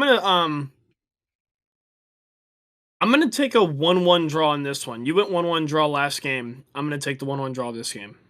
Okay. Yeah, look, Liverpool, I do like that, both teams scoring a goal because these two teams score goals at will. They both average about 2.1 goals per match this season. Craziest thing is Mo Salah's created the most big chances in this in the Prem with 13, but Arsenal have kept the most clean sheets in the Prem with 7. Very hard to do. And Arsenal's been getting some penalties this season. They've got the most penalties this season with 6. I'm going to go Arsenal 2-0. How the fuck does that make sense? Don't know. Arsenal 2-0. Yep, Arsenal 2-0. Despite like the fact that Liverpool's unbeaten in 19 home games, I just saw that. I'm sticking true. Arsenal 2-0. Oh, here it is. It's all coming to an end. Fuck your Arsenal's going to walk into Anfield Yep. and not even let them score. Nope. Wow. Fuck them. You want to bet on it? No. Oh, wait. Whoa. We can't do that. That would be horrible. Nah, Why what would the I hell, ever bro? endorse that? In the state of Georgia, it's not illegal. Or it is illegal. I don't It even is illegal. know. Is there prize It is picks illegal. on? Is there prize picks on Premier League soccer? If there is, take my money responsibly. I don't know. No clue. Doesn't matter. Next game, Man United versus Villa. How are we feeling? Oh boy, Villa's Man United are hitting a brick wall. Breaks off of them. I was about to say, and that brick wall is Aston Villa. Yeah. When would we ever thought we could say that? Yeah. They look good, man. It's crazy how good Aston Villa is right now. Yeah, and United just don't like. They invested so much in a goalie, so much so that you let your I'm going to use American terms for the Premier League, your franchise goalie. Yeah. Do you like that, Grayson? Your franchise goalie. Let him go for Andre Onana. You bring in what you thought was Holland 2.0, but he really just looks like Rasmus Højlund. and Garnacho, has had some moments. It's really Anthony that I have the problem with. He just isn't effective at all. And I don't know in what world a Manchester United midfield should read McTominay, Amrabat, and Kobe Mainu. Now shout out Kobe, but yeah. I mean, like this is just not the Manchester United that Ferguson built, that Fergie built. No, not at all. Completely changed over there. Also, the fact that Scott McTominay is their leading goal scorer still pisses me off. Like, we can talk about that all day long. Why is he scoring goals? I don't get it. Yeah, this team's confusing. They just simply don't score goals. If Rasmus Højlund would just play in the Premier League like he plays in the Champions League, which they don't play in the Champions League anymore either, they would be so much better. He scored 5 goals in the Champions League this season. He scored 1 in the Prem. Yeah. It's crazy. Yeah, Villa's going to beat the living hell out of them. Big time. Yeah, I do have some questions about Villa. Europa League game. They drew with I don't even know how to say that name. That team's name. I'll give it a shot. Zrinjski Mostar. Might be right. No clue. I could have been What? wrong entirely. They drew 1-1. Mostar is what I'm going to call him. These names are confusing. They're not words. Aston Villa. What a polite way to put it. Yeah, Aston Villa threw out a stinker of a lineup, but it was still 1-1. I have questions there. The good thing is that Manchester United is also just as shit as whatever the fuck that team name was. So I'm gonna go Villa 2-0. And it's gonna be a dominant one. Villa 1-0. Okay. Yeah. The biggest thing is that Manchester United haven't scored in their last 3 matches in the Prem. Just a joke. It literally is just a joke. Villa is the one of the best teams on the road in the Premier League this season. It's crazy that Chelsea fans have a team to laugh at. Yeah, that is absurd. All right. Well, let's go through, I guess, all of the games until the next time we meet here. So, like I said earlier, today, as you're listening, Aston Villa vs. Sheffield United. Then Saturday, West Ham vs. Man United, Fulham Burnley, Luton Newcastle, Nottingham Forest Bournemouth, Spurs Everton, Liverpool Arsenal. Sunday, one game, and it's Wolves Chelsea on Christmas Eve. That's it at 8 a.m. Eastern time. That sucks. All right. Then no games on Christmas. You go to Tuesday, Newcastle Nottingham Forest, Bournemouth Fulham, Sheffield United Luton, Burnley Liverpool, Manchester United Aston Villa. And then Wednesday, Brentford, Wolves, Chelsea, Crystal Palace, Everton, Man City. Thursday, Brighton, Spurs, Arsenal, West Ham. That's all the games. It's a lot of them. Just about everybody's playing twice in that span, and they'll play just about twice next week as well. But, of course, next week is for next week's episode. So, let's talk about the UCL round of 16 draw, which happened on Monday morning. And I'm liking the matchups a lot, personally. Yeah. Back to the scheduling for the Premier League, I really believe that those Chelsea players deserve to be taken from their families on Christmas Eve. Good Lord. I'd like to disavow that and say that Newcastle players need to enjoy their Christmas Day and Christmas Eve. Okay. Up the tune. All right. So, whole lot of stuff going on with the UCL draw. These are your matchups. Porto versus Arsenal. Napoli versus Barcelona. PSG versus Real Sociedad. Inter versus Atletico Madrid. PSV versus Dortmund. Lazio versus Bayern. Copenhagen versus Man City. And Leipzig versus Real Madrid. Luke, who's getting upset? Yo, what did I say about Napoli-Barcelona, though? I think it's going to be a good one. Yeah. Who's getting upset, though? I have a particular one in mind. I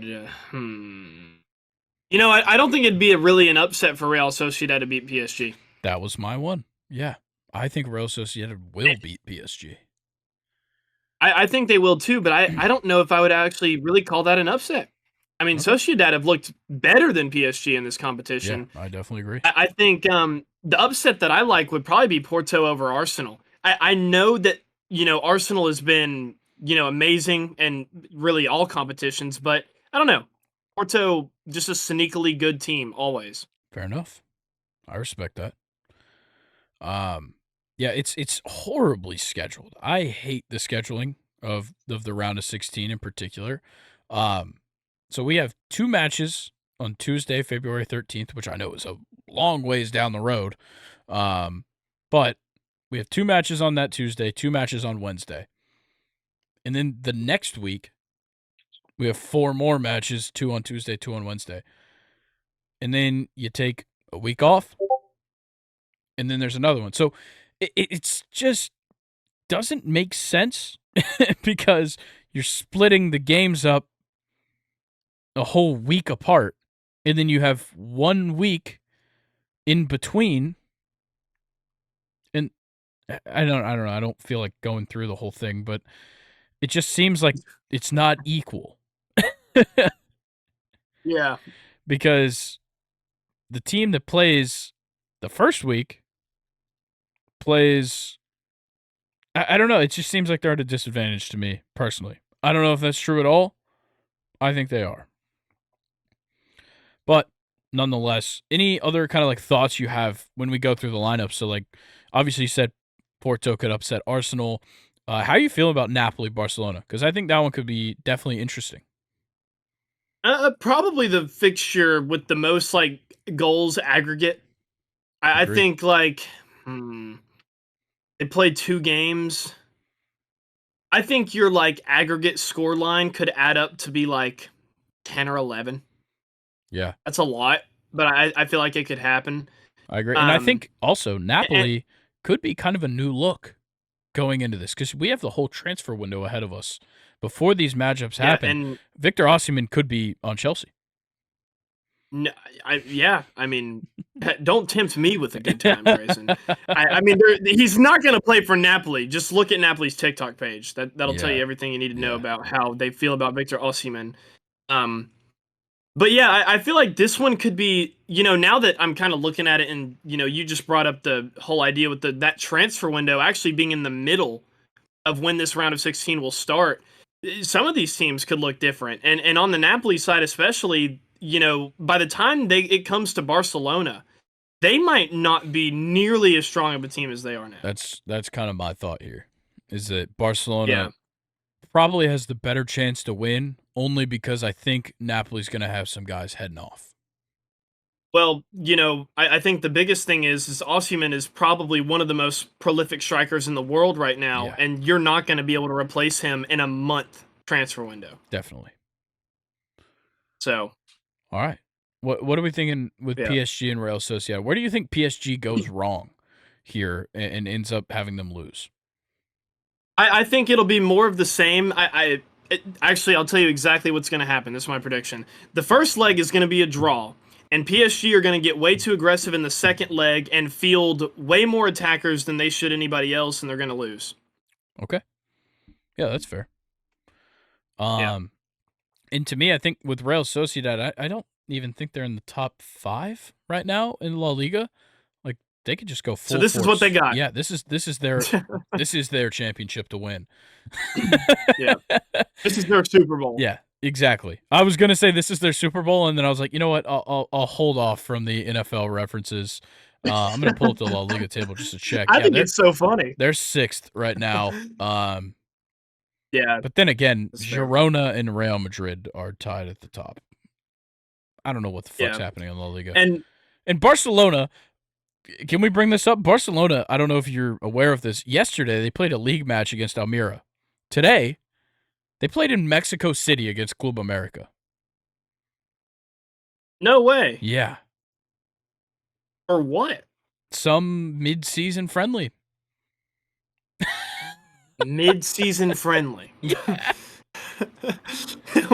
Did they play anybody that mattered? Sorry, they actually haven't played yet. They play at 9 p.m. Oh, so they have some more time to rest. Well, that's good. Yeah, even though they got off like what? When did this Almira match end yesterday? That's what I'm trying to figure out now. Are you going to calculate like players' time to No, shower and get on I'm the plane? not. Dude, they But probably like didn't even go home. they They probably packed for they both. played at 1 p.m. yesterday, Eastern time. Oh wow. Damn. That's Kind of ridiculous. rough. And then they just had to hop on a plane Wow. and fly across the Atlantic Ocean to Mexico. Jesus. Oh man. Who That's pretty did funny. that to them? That is uncalled for. Like Yeah. they're playing like That's how do rough. they not cancel that friendly when they're like, "Oh, Yeah. we have a game the day before in Spain." Yeah. That's insane. All right, well back to what we were talking about. So yeah, Sociedad, Inter versus Atletico Madrid. What are you thinking here? I'm on the side of Atletico Madrid, mainly just because I think a lot of their players are real hot right now. Yeah, no, I'm right there with you. I really couldn't have said that better, honestly. I think this one's gonna be similar to like your to kind of what I said with like with Napoli Barcelona, except Yeah. I'm gonna go the opposite. I think it'll be a very low scoring two-leg game. Okay. I feel like we could maybe see like 2 or 3 goals mainly. Yeah, I agree. For sure. Yeah. And then PSV versus Dortmund. I just don't think PSV has much of a chance. I just Mm, think Dortmund no. simply outplays them just about everywhere. Yeah. And then your last fixture, RB Leipzig plays Real Madrid, but sucks that one of those teams has Jude Bellingham, so the Yeah, other team automatically loses. correct. It's Pretty much what unfortunate how that that goes. But means. then again, last year Leipzig was in their group, took some points off of them. That is true, but Real Madrid have added this guy named Jude Yeah, Bellingham correct. since Correct. then. How are we He feeling doesn't about look stoppable. do Lazio have a chance against Bayern? I'm gonna assume no. Uh, Lazio's a good team, but Bayern is just one of those Yeah. teams that looks like they are the best out of all these other teams, except for maybe Real Madrid. Yeah, and then you have Copenhagen versus Man City, which is just unfortunate. Yeah, Copenhagen's got to tear Then the place again, down when they come to Denmark Copenhagen versus Man or United. Norway. Maybe they like Shit, playing is it Denmark. Norway or Denmark? Okay, Denmark. thank God. Um, Yeah, Copenhagen, maybe they like playing in Manchester. Played Man United in their group. that actually is true. Maybe Forgot about we'll that. see. I don't think they'll like playing against Manchester City, considering Kevin De Bruyne will be back. um, Oh wow, so yeah, it that's is not good. February. I think De Bruyne is back in training right now. He might be back by the new year, which Oh, is that's nice. just that's just I love isn't Kevin De good for Bruyne. I anybody. don't care if Man City's the villain. I love Kevin De Bruyne. I mean, that's fair, but I guess that's you just not probably good for. aren't the biggest fan, considering he left Chelsea after John Terry fucked his wife. Oh, that was completely Chelsea's fault that they lost Kevin De Bruyne and Mo Salah. Yeah, yeah, that is Dude, tough. it's really weird, and we could go back and look at it. Obviously, we don't have time to talk about it now, but like there were probably a lot of players in that Chelsea loan system that just were constantly just being put in different parts of the world every season that Yeah, had their careers completely shattered agreed. by that because it was poor, Yeah, very it poor. was really bad. All right, is Yeah. it time for questions time? Ah, I believe it is. I let's think that's the go. sound. Let's It's do it. questions time. These coming from Reddit This is again. the sound. Okay, I'm gonna just start off by saying, not the best questions from the first submission. It's from my younger Ooh. brother. They're not great. Very satirical, in some aspects. So the first question is for me, which is Brock Glenn elite? Notable third string quarterback for Florida State. The answer is no. He absolutely sucks. Um, Tate Can he be? Rodemaker, possibly. Brock Glenn could be elite. He's a true freshman. So Yeah. saying he sucks is bad, but I just want Cam Ward to be my quarterback next year so badly. Um, so yeah, that's my answer. Brock Glenn, elite? No. Can he? Maybe. Anybody could. Brock Purdy's elite, so anybody can be elite. Here's a good one for me and you, considering our teams are playing against each other in the Orange Bowl. Is the Orange Bowl worth Mm. playing for either team? No, we both got fucked. Correct. And yeah, we both got fucked, and Florida State literally is like half our good players are sitting because they're going to the draft. Whereas you guys' starting quarterback is playing. Yeah. Carson Beck. Woo. Yeah. This is a Uh, fantastic question by my little brother here. Do you miss Andre Ethier? That one's for me. You might not even remember Andre Whoa. Ethier. No, I do know who Andre Yeah. Ethier is. The answer is no, of course. But I love the fact that Andre Ethier is becoming he's like a part of this show now. Because me and Colin have brought him up numerous times. Andre Ethier, in case you didn't know, former outfielder for the Dodgers. Not good. We'll get that out of the way for sure. 2-time All-Star, had back-to-back All-Star. Yeah, and the season before that, 6th in MVP voting and Silver Slugger. But collectively, not the best. Certainly had great years. Rookie year, batted he was a batting average guy, 100%. No other stats, batting average and doubles all the time. I don't care for Andre Ethier. I don't miss him, that's for sure.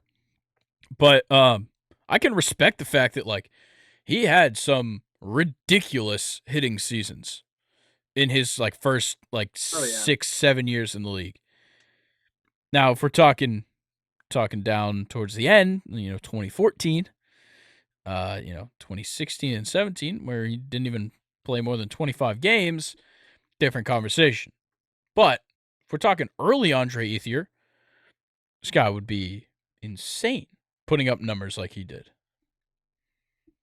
The fact, okay, hold up. 303 total bases in that 2009 season. Crazy shit from Andre Ethier. Okay, shout out Andre Ethier. I don't miss him. All right, so this one is mostly for you, Luke. Did you think that Gleyber Torres was the second coming of Christ at second base from 2018 to 2019? Those aren't even actually, the best part about that is that those aren't his best seasons. But that is when Yankees fans were all over his dick at all times because they're he's only 23. No, Gleyber, 2-time All-Star.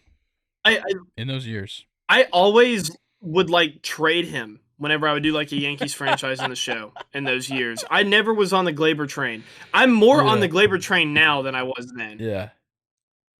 He was good. So, is he the second coming of Christ? Absolutely not. No, he's fantastic. He was in 2018, I feel like. Third in Rookie of the Year. Yeah. He was an All-Star. Really a good year. 271, 820 OPS. Not bad.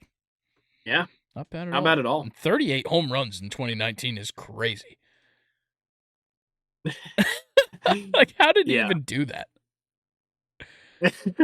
Wow. Okay. Yeah. In my opinion, he was the second coming of Christ with how much Yankees fans were defending him, saying, oh, he's just young. And then this final question. Okay, it's hard to understand if you're not real active on baseball social media, but this is your favorite Tungsten Arm O'Doyle type player. Now, preface, Tungsten Arm O'Doyle does not exist. Not a real human being. But it came from this tweet that somebody made that was every night Mike Trout hits 2 home runs. It's I see a headline from the Angels game, Mike Trout hits 2 home runs, blah, blah, blah. And Shohei Ohtani does something that's not been done since Tungsten Arm O'Doyle in 1926 is the joke. And everybody has played into the joke. There's a whole Wikipedia page entirely fabricated about Tungsten Arm O'Doyle and his career. I think they said that he committed suicide. It's got some lore. And then also, if you go on Baseball Reference and you type in Tungsten Arm O'Doyle, it brings up Shohei Ohtani. I can't think of players that are that type other than Shohei Ohtani. Guys that just break those kind of records. I know this season I got a lot of Julio Rodriguez breaking records that nobody's broken before. Saw a lot of those when he went on that crazy streak. So I guess Julio Rodriguez would be my favorite Tungsten Arm O'Doyle type player. Such a ridiculous question. Okay. Well, let's move on to Nathan's questions because these are elite. I think Ellie De La Cruz is in the works. I like that too. Tungsten Arm O'Doyle. I like that. Yeah. For sure. And Oniel Cruz as well. Those two for sure. Monsters. All right, Nathan's questions now. Luke, will Mike Tomlin be around this time next year? Definitely. Okay. Definitely. And if he's not, we're absolutely stupid. I've said this on the podcast before, but when people go against Mike Tomlin, they just don't know football. And I get it. Like, I've been a Steelers fan, for my whole life. We have this pattern. And Mike Tomlin definitely has a pattern where we play down to, teams that are so much worse than us at home. Yeah. And that happens a lot. And he has his bad patterns, but that's a coach that I don't care if we go 0-17 with. He's the man. I think you say that. If you went 0-17 with Mike Tomlin, you'd be calling for his firing. I would be outside of his house with a pitchfork. But you'd like to have him there for the ride. Yeah, exactly. Okay, I love this next question. So, if you're done, I'd like to move on to it. Go ahead. Okay. Yeah. Would you rather have a combination of Desmond Ridder and Taylor Heineke, or a combination of Kenny Pickett and Mitch Trubisky? I can't. I don't know. What do you think? I don't know what the best aspects of any of these quarterbacks are to have on either one. Yeah. Oh man, I've seen Taylor Heineke win some games, but then again, Mitch Trubisky, former MVP, in a game that they lost in the playoffs. Yeah. You know what? I'm gonna go Kenny Pickett and Mitch Trubisky combined. Really? Yeah, I think watching. Honestly, it's because of how I watched these guys play in college. I've seen these guys. You watched Trubisky in college? Oh yeah, he played at UNC. He was good. Sick. I didn't know where you went. Yeah, he was like the number 2 pick. Yeah, he was over Mahomes and everybody. Oh yeah, that draft class was interesting. Yeah, I think I'd go Pickett and Trubisky just because, like, watching both those guys in college. First of all, fake slide, one of the most insane plays I've ever seen in college football by Kenny Pickett. And Mitch Trubisky was just a solid ass dude, solid quarterback. Taylor Heineke just a solid ass dude. Yeah, he's got a solid ass, man. Taylor Heineke, I believe, went to Western Michigan.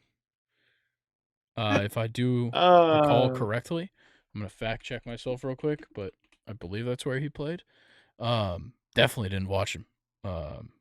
No, Old Dominion, not Western Michigan. Worse. Yeah, he played for ODU.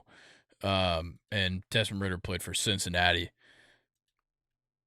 I don't know. Yeah, I'm going Pickett and Trubisky. I've seen the upside.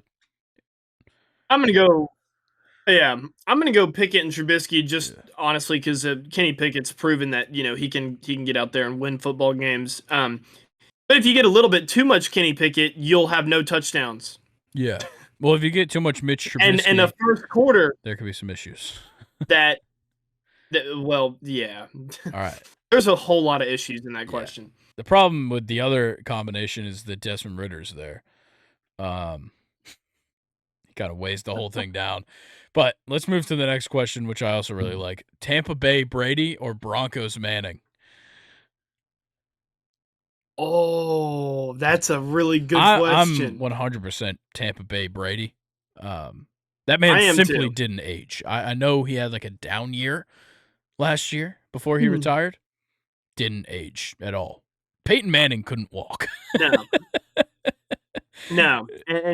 And Tampa Brady was like hot shit Brady. Like he was out of my conference and he was talking his shit. Like I brought it up on the podcast before, but like Tyrann Mathieu versus Brady in the Super Bowl, damn, that like gives me chills. Oh yeah. I mean, like, yeah, Brady was on some other shit, whereas Peyton Manning needed a walker. He genuinely looked like a geriatric old man. Then again, both of them won a Super Bowl with those teams. Yeah, but one of them didn't, lose like 54 to like 0 in the Super Bowl. That is also correct. But Peyton Manning did end Cam Newton's career. Yeah, it literally did. All right, here's one that I think we'll enjoy talking about. The Steelers' steel curtain defense in 75 and 76, or the Bears 85 defense? I'm going to pull Definitely up the steel curtain for me. the Bears 85 defense. I mean, that's another damn good one though. Mike Singletary. Sure is. Head coach Mike Ditka. All right, defensive starters. You have Dan Hampton, Steve McMichael, William Perry, Richard Dent, Otis Wilson, Mike Singletary, William Perry. Wilbur Marshall, Mike Richardson, Leslie Frazier, Dave Duerson, and Gary Fensick. Don't know who that is. Richard Dent had 17 sacks and 2 interceptions as a defensive end. What? Wow. Damn. And then the weak side, wow. Otis Wilson, the weak side linebacker, had 10.5 sacks and 3 interceptions and 2 fumble recoveries. Wow. Mike Singletary, an interception, 3 fumble recoveries, 3 sacks. Wilbur Marshall, who was also a linebacker, 6 sacks, 4 interceptions, and a fumble recovery. Luke, you might have some competition here. Well, you said, did you say 75 to 76 Steelers? Yeah. So just that one season then? Yeah, I guess. Okay. Well, I mean, if we're looking at just Steel Curtain versus Bears defense, I mean, the Steel Curtain won 4 Super Bowls in the 70s in 10 years, so that's a little bit better than anything that the Bears defense ever did. But as far as, like, just that one season, like, my Steelers knowledge is good, but I really don't know, like, any Steel Curtain stats. Let me see if I can... Yeah, and this Bears team went 15-1. Wow. And won the Super Bowl 46-10 against the Patriots. Kind of sounds like something that could have... Well, the Bears aren't putting up 40, but... And they shut out their opponents in the divisional round and the conference championship. That's crazy. Yeah. Oh, here you go. The 76 Steelers defense had a 9-game stretch where they only allowed 2 touchdowns and a total of 28 points in 9 games. They had 5 shutouts in that 9-game stretch. 8 out of 11 starters made the Pro Bowl that year. And Jack Lambert was Defensive Player of the Year, starting linebacker. Yeah, you had 5 Pro Bowlers on that Bears defense, 3 first-team All-Pros as well. All right, I think it's tough. I both do. Good defenses. Yeah, both insanely good defenses. It is. I don't know. Yeah, I don't have an opinion one or the other. That's fair. All right, next thing. Most dominant individual athlete at their sport in a certain year. Just one year.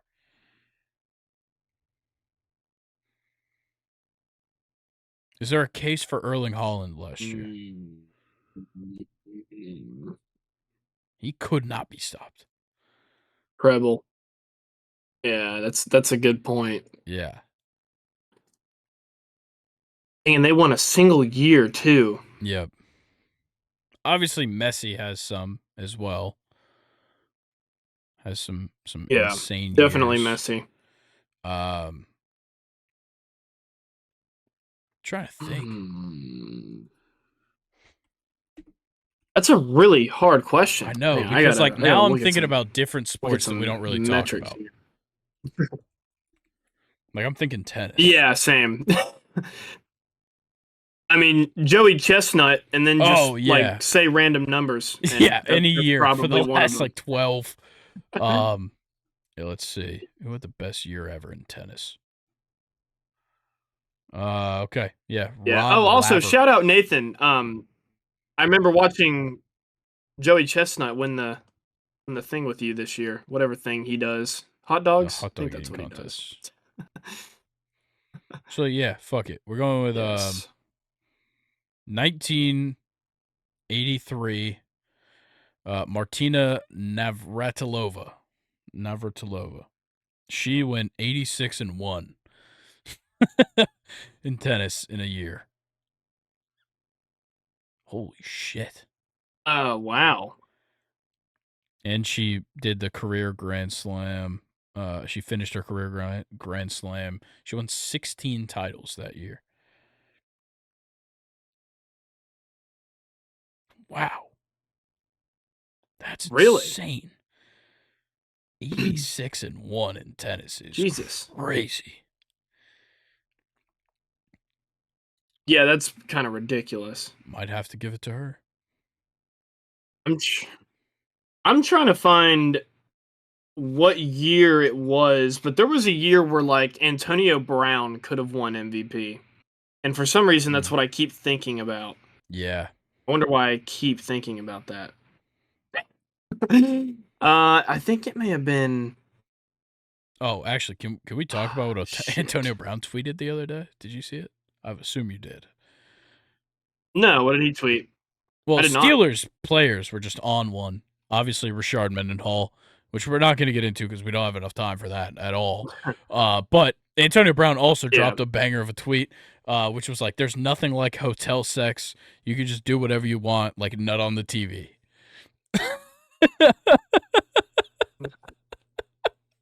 He's back at it. He is back. AB is back. He is back. Watch out. If you're a television in a Holiday Inn, watch out. Yeah. All right, Nathan. I don't have a year I'm not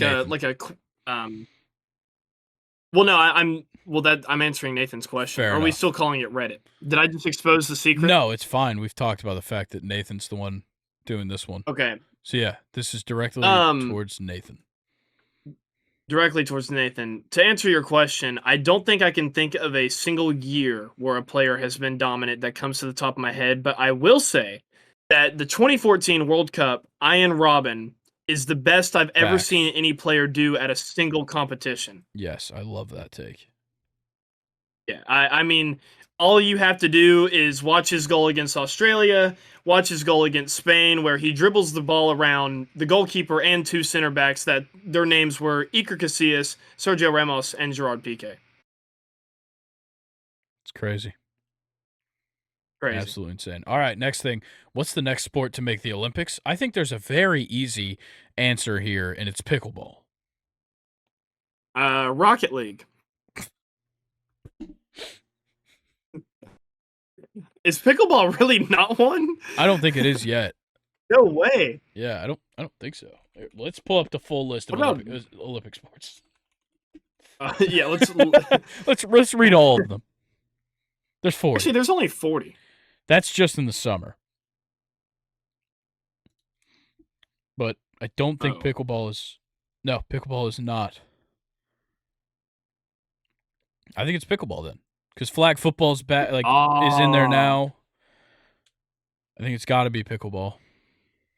Now that baseball's in. You know what? Softball. Give me some darts. Darts. I like that. Yeah, I want to see some darts. How about cornhole? Honestly, it's difficult. I'd say is that one that America would just dominate? Gotta. There's no way they're playing cornhole in fucking China. Are they playing cornhole in China? Hold up. Let me type this into Google. Are they playing cornhole in China? Because if they are, they're kicking our ass. Nope, yeah. I'm not seeing any cornhole in China. Maybe they call it bags. I know that's what some people call it. Yeah. Yeah, I like both of those. Darts would be a toss-up because there's a lot of darts in every country. Yeah. I'm trying to pick some shit that we're good at. I think lacrosse might already be. Yeah, okay, yeah. Lacrosse will be in the one this coming year. So. Yeah. Beer pong. Nice. Fuck yeah. I love that. How about lawn darts? Oh, man. With the real thing. Real lawn darts. That's some American shit. Yeah. There you go. What's that thing they do in Grown Ups where they shoot the arrows straight in the air and you just have to stay there with your foot there? I have no idea. That should be a sport. All right. Next question. Favorite Call of Duty that you ever played? This one's more for you. I've only played a couple of them. Yeah, definitely Black Ops 2. Okay, for fair sure. enough. Yeah, what's number 2? Ooh, number 2. Oh man, that's such a good question. Do I even? I mean, it's gonna be kind of a hot take, but I had a lot of fun on Cold War. I wasn't really Love Cold big into War. MW2 or MW3. I I love love I Cold love War. Cold War though. Yeah. So interestingly enough, my first game for Call of Duty was Modern Warfare 2019. Um, so Wow. I'm not all that well cultured in Call of Duty. Cold War is the best I've played for sure. I used to, I went over to Colin's house as a little kid and played Black Ops 2, but I wasn't really playing. Like I was just like hopping on and dying. Yeah. I was just getting on there dying and being like, damn, this is fun as fuck. Why won't my mom let me play this? But Oh man. yeah, Black Ops 2 is definitely great. But yeah, I'm a Cold War guy personally. I absolutely fucking hate this game. This game sucks. I haven't even So bought it. bad. Don't. All right, last thing. Best controversial food take. I feel like I have some, but I can't really think of them off the top of my head. I think Nathan got this from a conversation that I had with him, so I'm just gonna reiterate it. I drink milk with almost everything Oh, that I eat for dinner. gross. It's disgusting. Dude, it's so refreshing with like No. almost anything. It's amazing. No. Fuck no. Yes. Except for Mexican food. That's where I draw the line. Too much But cheese. like Too much Chef dairy. Boyardee's, like Oh, pasta. God, Oh, dude. dude, a steak dinner. Gross. Hell yeah. As somebody that enjoys very good food and enjoys cooking at like a relatively nice, good level, if somebody were to drink milk while eating something that I cooked, I would genuinely throw it across the room. It'd be Hell's Kitchen in there. Yeah, I would lose my shit. I'd turn British. Yeah.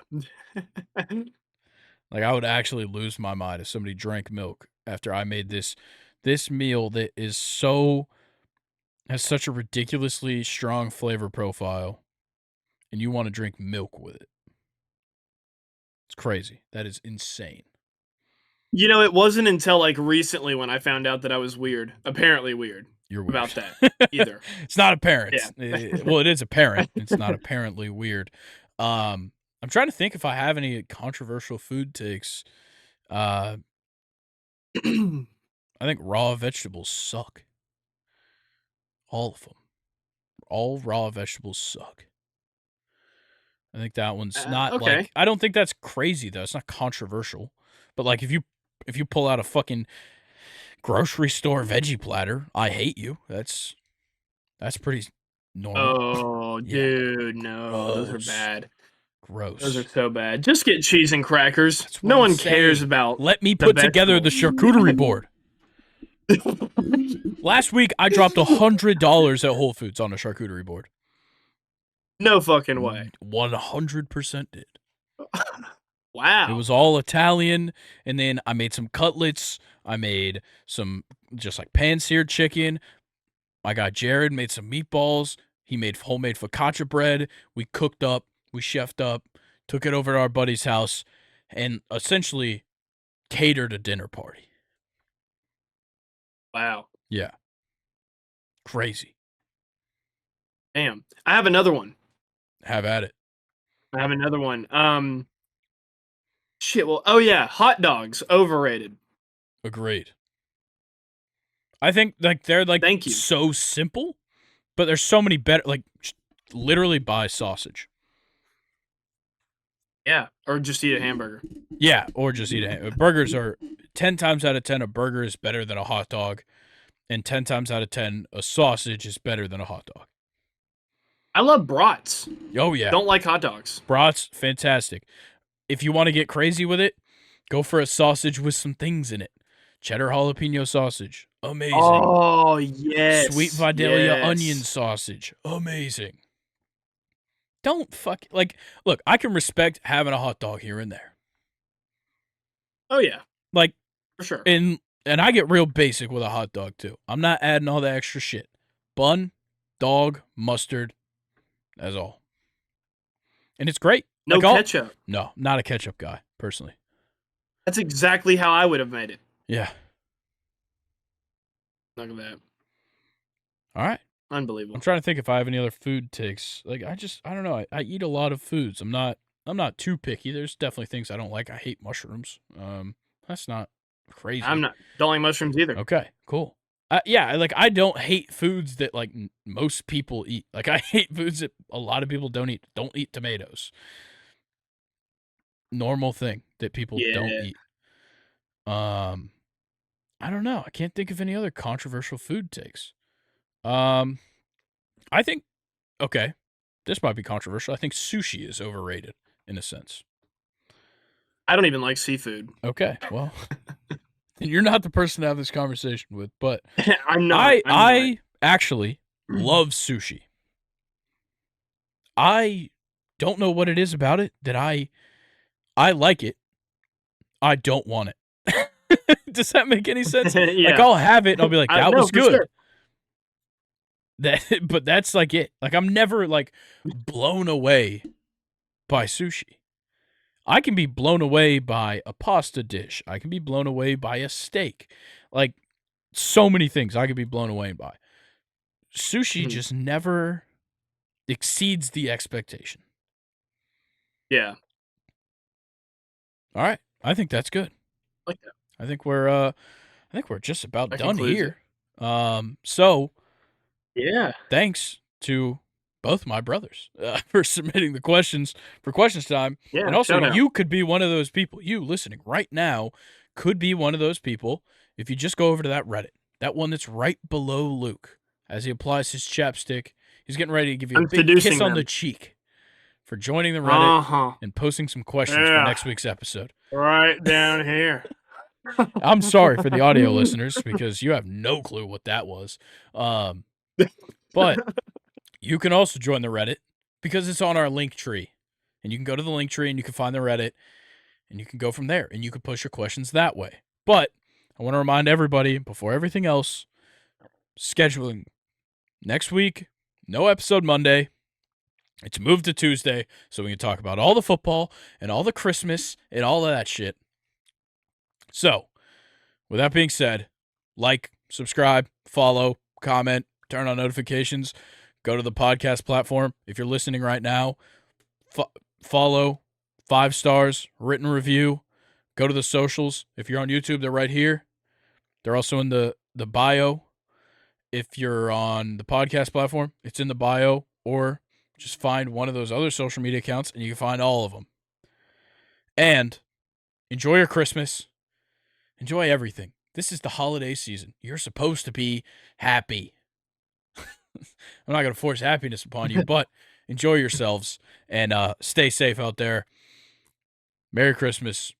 We'll see you before New Year's. Happy New Year's. And we'll catch y'all next week. Peace.